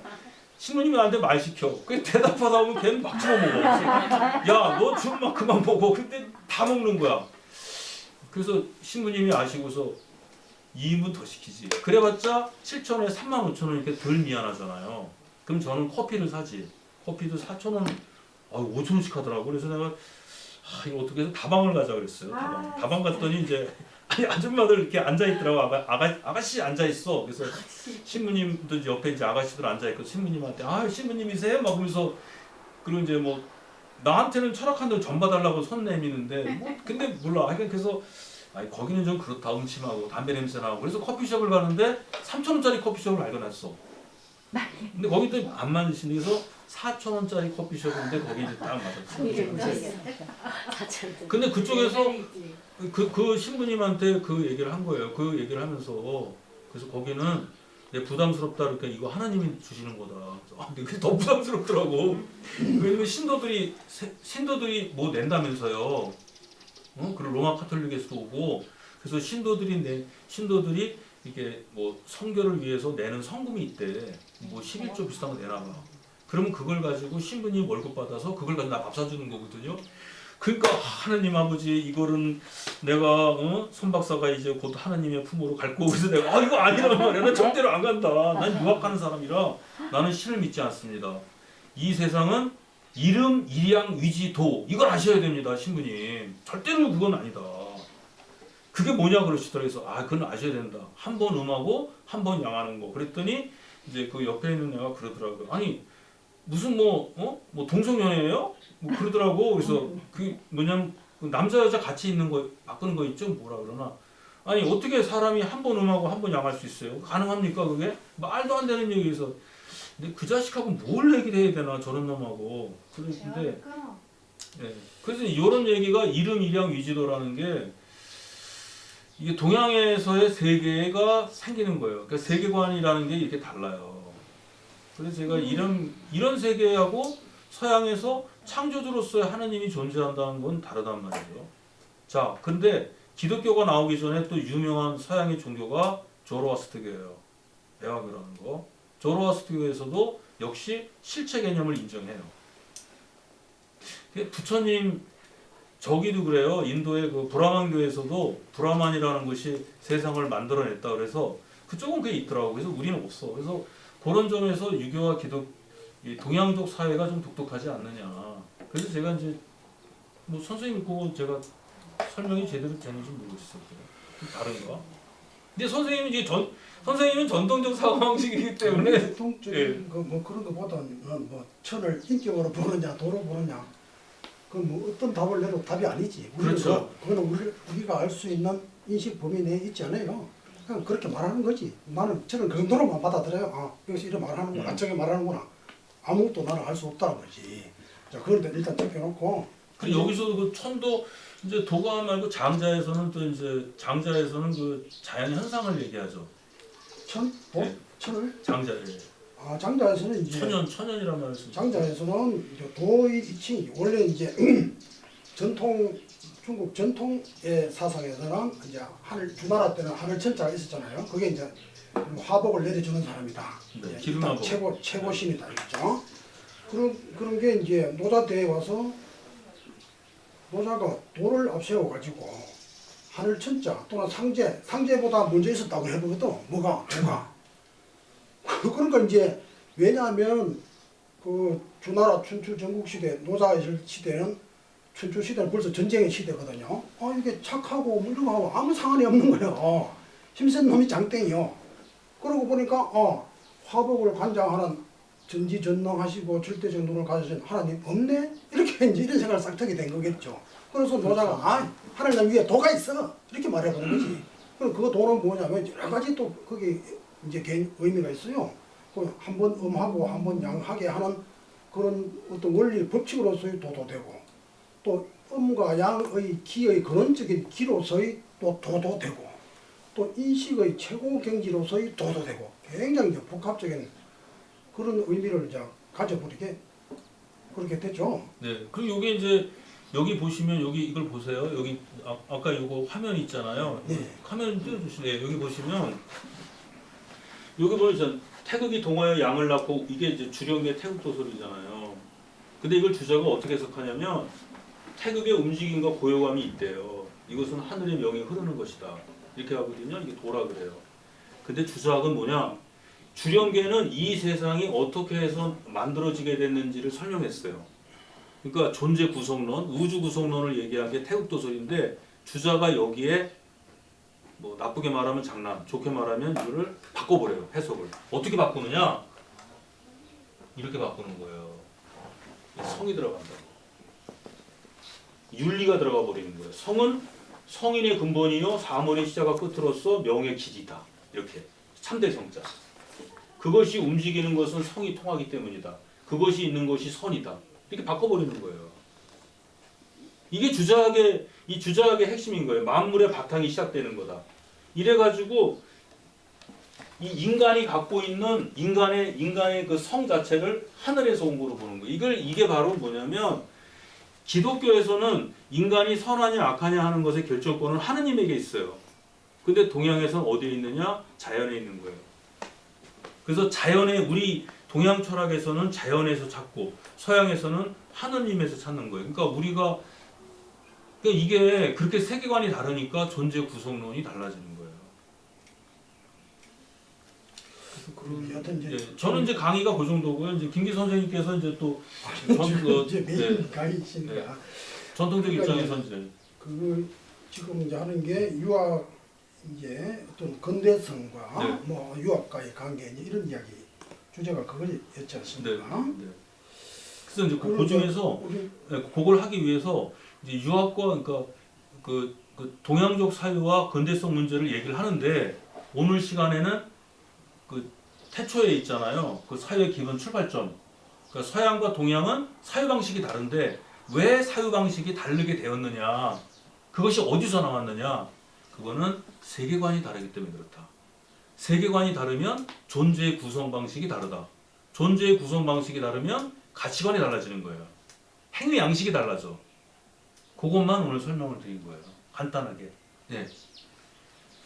그게 이제 제 얘기가 이제 맞는지 이제 그건 이제 예, 그러니까 이제 그 천이 하늘님이냐 아니면 어떤 자연으로서의 뭐 도냐? 자연이죠, 자연인데 예. 그게 아니 잘 아실 건데 그게 제가 볼 때는 이제 완전히 주자 이후로 들어오고 난 뒤로는 이제 주자의 뭐 태극이나 도나 이게 다 그 도가의 이제 말하자면 도가의 도를 가져온 거거든요. 자연의 도지, 자연의 도. 자연의 도인데 그런데 그래도 적어도 이제 한때까지는 예를 들어 뭐 동중서나 뭐 거기까지는 그 육아에서의 최고신은 자연의 도 그런 개념도 얼핏 동중서 안에 섞여 있긴 하지만 그러나 그 사람들은 종교적 어떤 그런 개념을 가지고 있지 않습니까? 동중서는. 그럼 그게 위로 올라가면 공자 맹자까지는 이 사람들이 육아의 전통은 뭐냐면 하은주로부터 해서 뭐 시경 서경 이 역경 사도상경 쭉 그 관통에서는 도가의 그 도자는 절대로 아니에요. 그거는 인격청 분명히 맞아. 근데 이게 생사는 아니라 할지라도 화복을 내릴 수 있는 권능을 가지고 상을 주고 벌을 주고 왕권을 주고 뺏고 하는 것은 하나님한테 있다고 하는 그거. 그게 육아의 전통이고 하나의 자연의 법칙으로 보면 분명히 도가에서 수입해서 접목을 한 것이지. 근데 이제 저는 왜냐하면 이제 그걸 어떻게 분석을 하냐면 그 정교와 이교로 구분을 하는 거거든요. 그러니까 이제 정권을 잡은 사람들은 정권을 잡기 전에는 무속이라는 게 유용할 수 있어요. 근데 정권을 딱 잡은 다음에는 무속을 정치적으로 이용한다고요. 그러니까 아까도 말씀드렸지만 국가와 개인 간의 국가와 국민의 관계에 있어서 국민의 이익이 우선인 거예요. 근데 국민의 이익은 국가에 의해서 좌우되는 면이 많아요. 그래서 국가가 더 중요한 것처럼 얘기하는 거고 거기에 신성이 부여되는 거거든요. 그러니까 아시아 사회에서는 한 번 음하고 한 번 양하는 게 자연의 이치예요. 자연의 이치라고. 그래서 우리가 어떻게 사는 게 사람답게 사는 것이냐, 어떤 게 사람다운 것이냐, 그럴 때 현실을 살아가는 거예요. 근데 현실은 농업 공동체거든. 그래서 부모에게 효도하고 어른 공경하는 게 효제하자는 위인지 보자라. 그러니까 부모에게 효도하고 어른 공경하면 현실에선 절대로 분란이 일어나지 않습니다. 그리고 예를 지켜라. 그 예라는 게 뭐예요? 분배 구조예요. 적당히 먹어라. 많이 먹지 마라. 그 예란 그거란 말이죠. 그러니까 그것이 나왔는데 그것을 이상화시키기 위해서 했다라고. 그러니까 그건 저는 유물론적으로 해석하는 거예요. 유물론적으로. 그러니까 이제 관념론의 입장에서는 달라질 수 있어요. 그리고 이제 이게 공자 때 와서 그것을 이상화하죠. 근데 공자 이전은 아니야. 아닐 수도 있어요. 공자 이전에 예를 들어서 귀신을 과연 동양에서 인정했느냐? 인정해요? 이게 문제란 말이에요. 귀신 인정합니까? 동양에서 귀신 인정해야 돼요? 안 해요? 귀신. 인정해요. 중국에서는 귀신장 있죠. 유학에서는 귀신 인정 안 해요. 귀신을 인정한 학파는 딱 하나밖에 없어요. 그게 무과라고. 무과에서는 귀신을 인정해요. 그래서 제사를 지내야 되느냐 이 문제가 나오는 거예요. 제사 지내야 되느냐. 귀신이 있어야 제사를 지내지. 교회에서 조상신 지내요? 안 지내잖아. 절에서 귀신 제사 지내요? 어머니 아버지 아이 그건 관습이고 안 지내죠. 절에 한번 가보세요. 천도제 같은 거나 어머니 아버지 돌아가 있었을 때 49제 지내보세요. 어머니 아버지한테 제사 지내나? 부처님한테만 뒷다 지내는 거야. 근데 내가 그랬어요. 아니 내가 돈 냈는데 우리 어머니 아버지 제사 지내야지 왜 부처님한테 지내느냐?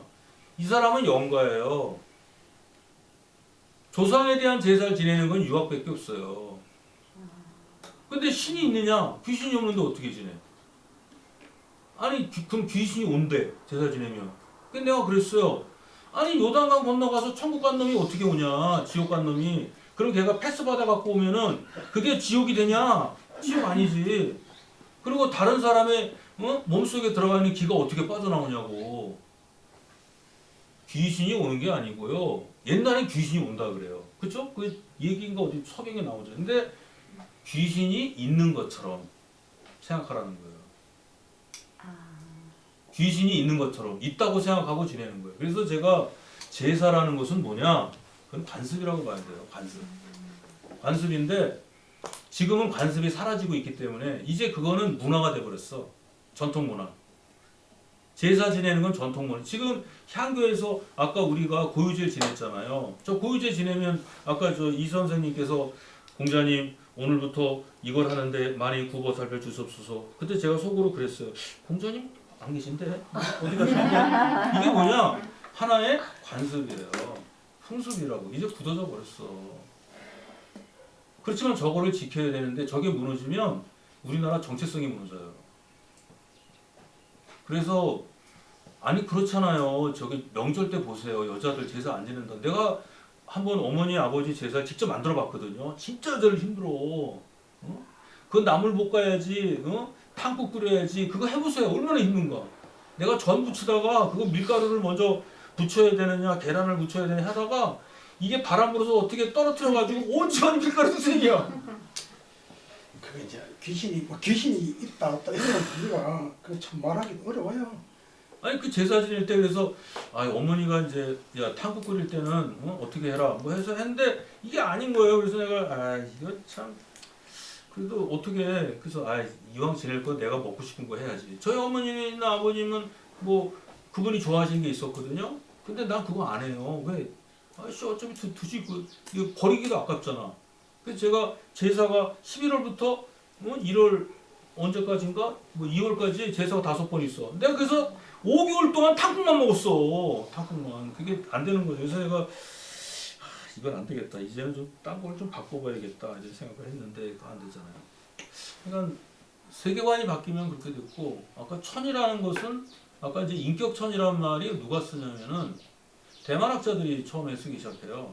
인격천이다. 그러니까 인격천이라는 건 뭐냐면 사람하고 똑같은 거로. 그러니까 옛날에는 인격천이라는 말을 사람하고 비슷한 사람이다. 그 다음에 세상 만물을 주재한다 그래서 주재천. 그 다음에 자연현상이다 그래서 자연천. 근데 또 기륭야복을 주거든요. 주역에도 있지만은 명심복음 같은데 개선자는 천보지덕하고 뭐죠? 그 개부선자는 천보지 화인가? 뭐 그렇게 해가지고 선을 행한 자에게는 뭐 복을 주고 악을 행한 자한테는 뭐 벌을 준다 이렇게 해서 분명히 선악을 주는 주체가 있다라고 믿는데 유학에서는 그거는 적어로 보죠. 그건 협박하는 거지 협박. 너 천벌 받아 임마 이렇게. 천벌이 어디 있어 없지. 그 제례는 원래가 근데 이거를 왜냐면 주자가 영명한 사람이에요. 주자가 대단한 사람이에요. 동양에서 묵자만 신을 믿는데 제가 이 연구는 제가 해봤습니다. 태평교. 그 태평교가 있어요. 그거 오두미교. 그게 중국에서 천사도로 이어지거든요. 도교의 연원. 도교가 묵자의 사상 받아들이는 거예요. 묵자는 하나는 귀신을 인정합니다.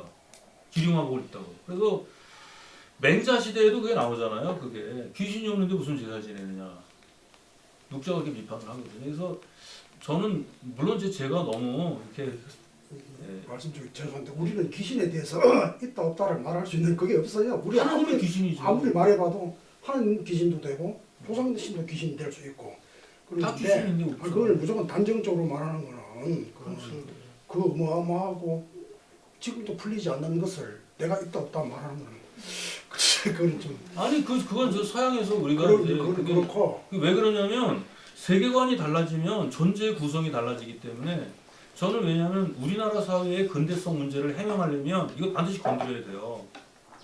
그래서 저는 물론 귀신이 있겠지. 뭐 세상에 우리 인간이 해명할 수 없는 것도 있으니까 그거는 과학의 영역으로 넘겨버리고 그래서 우리는 동양에는 그거는 난 없다고 봐요. 그거는. 왜냐하면 이게 저기 헤겔이나 막스 베버나 마르크스 같은 사람이 그 사람들이 자기네들의 철학 사상을 가지고 개념적으로 아시아 세계를 파악해요. 그러니까 여러분이 서양 철학의 개념들을 볼 때 굉장히 어렵죠. 철학 개념이 왜 어려운 줄 아세요? 그건 철학자들이 개념을 만들기 때문에 그래요. 그러니까 자기 사상을 표현하기 위해서 언어를 만들어요. 그러니까 시대 정신, 그 헤겔이 만든 거예요. 언어를 만든다고. 그래서 이 철학이 왜 어렵냐면은 우리는 언어를 만들었어요. 아까 선생님이 인격적 천 썼잖아요. 주제천. 만드는 거야. 이걸 천 그러면 안 되잖아. 어떤 사람이 천 그랬더니 야 기독교의 하느님 같은 거야. 그랬더니 나 그거 아닌데? 그럴 땐 김기 선생님은 자기 사상을 표현하기 위해서 언어를 만들어요. 저도 언어 만들어요. 그래서 철학이 어려운 거예요. 철학자들은 쉬운 얘기를 굉장히 어렵게 해. 언어를 만들어서. 그게 이제 어려운 차이죠. 자, 뭐 정리해서 그냥 또 이제 저는 1분만 네, 하십시오. 예. 네, 마지막으로. 예. 이제 제사의 뭐 문제, 신의 문제 이런 거는 제가 느끼기로는 이제 예를 들어서 주나라 예제가 저는 이게 원시 종교와 유학은 연결되어 있다고 그렇게 봐요. 원시 종교에서는 영혼이 불멸한다고 보거든. 쉽게 말해 귀신이 있다고 보는 거예요. 조상신도 있고 하나님 신도 있고. 근데 이제 그 주나라의 예제가 보면은 이제 그 어떤 원시 자연신 사상 이것이 인문화되는 것이 예다. 저는 그렇게 보고 또 많은 사람들도 그렇게 봐요. 그래서 이제 주나라 예제라고 하는 것이 어떤 뭐 귀신이든 저쪽 세계 사람이 있다고 생각하고 그 사람 그걸 그 근거 위에서 이제 말하자면 제도를 만들었다는 이야기죠. 그럼 그거는 뭐냐? 그 앞시대의 자연신 사상을 나는 받아들였다 봐요. 그러니까 강호영은 이게 고대 유학은 하나의 어떤 자연 사상 그 밑바닥에 깔려 있어요. 그럼 시경이나 서경 보면 천지신명께 왜 제사 지냅니까? 왜 전국 팔도 다니면서 산에 가서 진지방도 제사 지내는 거 보셨잖아, 그죠? 주나라 천자들 다 제사 지내고 다 갔어요. 그리고 그러니까 나중에 올수록 문서화되어 와버렸죠.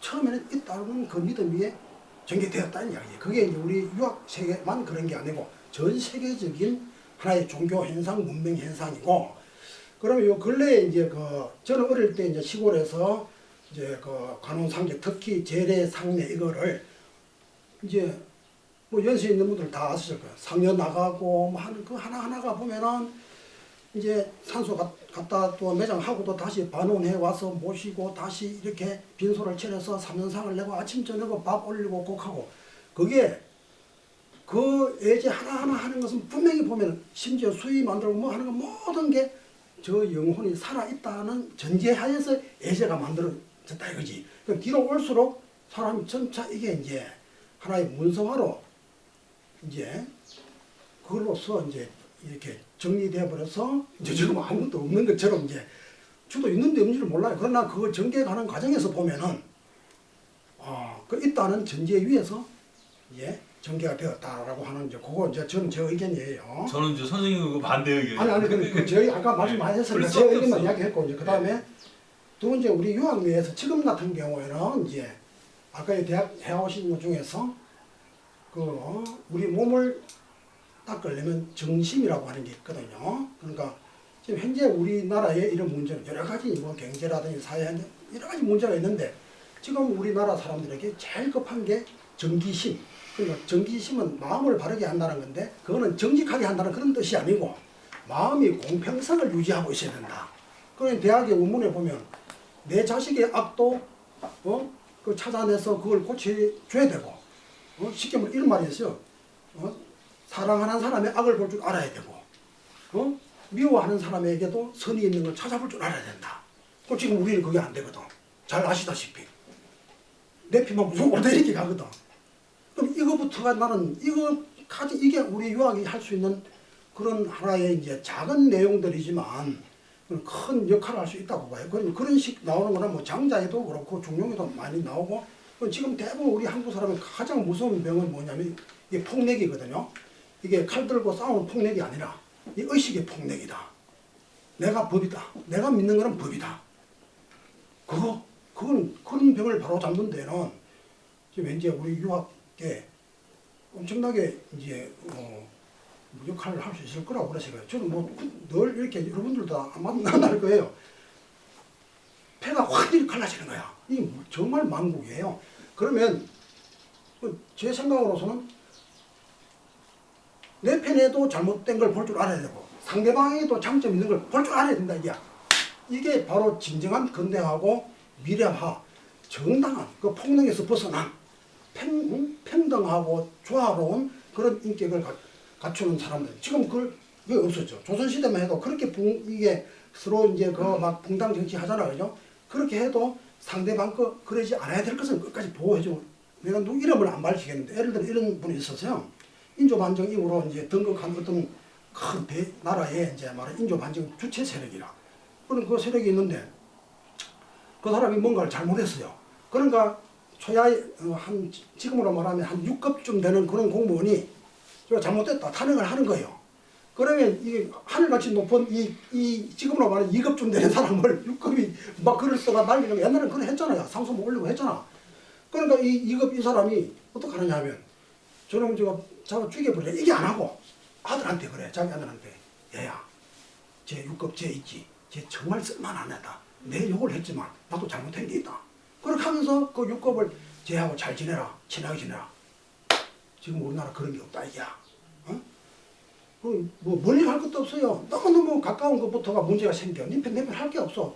제발 이 우리 유학에서 그런 거 치유할 길이 있다고 봐. 무슨 좋다고 나쁘다 이렇게만 볼 게 아니고 기독교도 그렇고 뭐 예를 들어서 뭐 불교도 그렇고 모든 종교 모든 사상은 다 장단점이 다 있어요. 그러나 이제 그 장점을 가져와서 우리에게 치유될 만한 것을 찾아서 우리가 직접 활용을 하면 그거는 이제 우리한테 득이 되고 그거는 유학 사상이 우리나라를 새롭게 만드는데 도움 준 거야. 뭐 그렇게 말할 수도 있다 이거지. 그 지금부터라도 사실은 야 진짜 마음을 바로 합시다. 그 정직하다는 게 아니고 그 오해하면 큰일 나요. 그러니까 판단하게 바로 딱 서서 이 편 저 편 기울이지 않고 내 자식도 잘못하면 잘못다고 해야 되고 그런 운동을 벌이는 게 우리 유속에 있고 옛날 어른들은 실제로 그렇게 안 한 사람도 있지만 그렇게 모범을 보여준 사람도 있다는 거 그런 걸 좀 확장해서 네. 우리 유학이 좀 더 발전할 수 있지 지금 않겠나. 근데 이게 지금 김기 선생님이 말씀하시는 거는 이제 막스 베버적 관점에서 얘기를 하면 뭐냐면 저거는 즉자적인 상황이에요. 그러니까 옳고 그름의 기준이 나한테 있는 거야. 나한테 있는 거라고.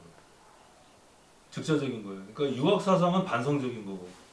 이제 지금으로 보면 이제 이게 우리가 저는 아까 근대성 문제 말씀드렸잖아요. 그러니까 근대성 문제에서는 옳고 그름의 기준이 그 즉자적, 직접적 통일성이라고 그러거든요.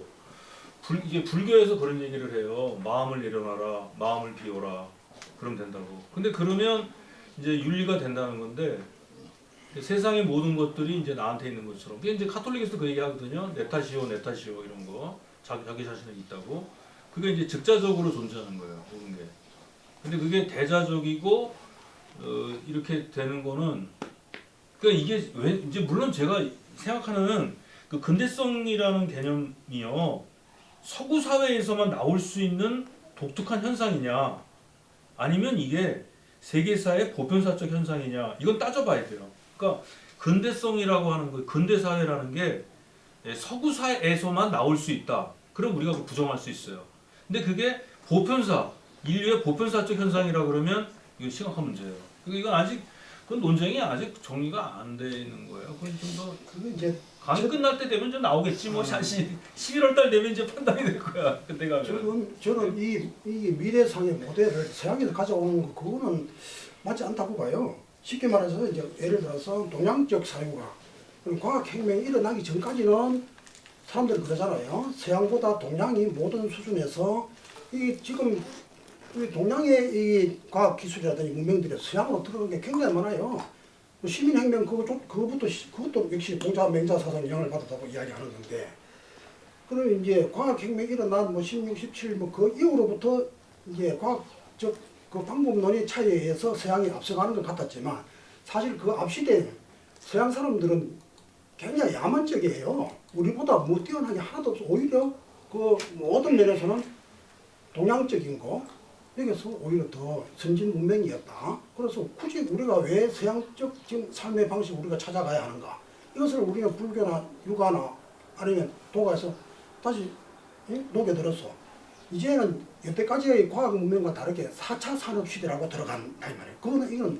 이거는 그야말로 1 더하기 1은 2 이런 과학 세계가 아니고 이건 그야말로 확률 넘어로 가는 다차원적이고 이 종잡을 수 없는 그런 식 세계로 지금 진입하고 있는 건데 이거는 서양의 기독교적 말하자면 기독교적 그런 이분법적 문명이라든지 이런 걸로서는 해결이 지금 안 되는 거예요. 오히려 되돌아오는 게 불교나 주역이나 노장애처럼 그야말로 뭔가 말할 수 없는 그런 이게 추상화시켜서 과학을 이렇게 다운시킨다고 볼 수도 있겠지만 그게 아니고 이제 우리의 덕은 아니지만 지금 4차 산업 이 혁명들은 가만히 보면은 우리 이제 지금은 전화기만 들면 천안통이 절로 열려요. 우리가 부처나 아니면 노장에서 공상제로 생각했던 것들은 저 사람들은 그 상상력이 그대로 발휘가 돼 현실화 시켜내는 거거든요. 그럼 저 서양 사람들보다 우리 동양의 미래까지도 우리가 쥐어 살아라. 아래로 살아야 된다. 저 사람들을 표본으로 삼아야 된다. 이거는 조금 아니야 생각이 듭니다. 그거 이제 제가 주제가 이제 그건데 제가 지금 김기 선생님께서 말씀하신 논법을 제가 이번에 이제 얘기를 하면서 하나하나 이제 조목조목 제가 해볼 생각이에요. 그게 요새 또 양자 이론까지 나와서 양자 이론을 굉장히 어렵게 생각하거든요. 양자역학 많이 들어보셨을 거예요. 근데 양자 이론도 아주 쉽게 이해할 수 있는 방법을 제가 기차학을 갖고 한번 설명을 해볼게요. 나중에 가서. 오늘은 이 정도로 하겠습니다. 네. 예. 예, 우리가 내용이 어떻게 재미있으셨는지 모르는데 그 봐주셔서 고맙습니다. 다음 시간에 안 되면 요거에 이어서 또 이제 음양 이론이 어떻게 해서 세상을 만드는지, 예, 그것은 또 서양의 사상과는 어떻게 다른지. 저는 원래 이제 해겔 불교 얘기를 안 했는데 불교도 제가 집어넣어서 하고 해보겠습니다. 나중에 그걸 재비판하려고 했어요. 근데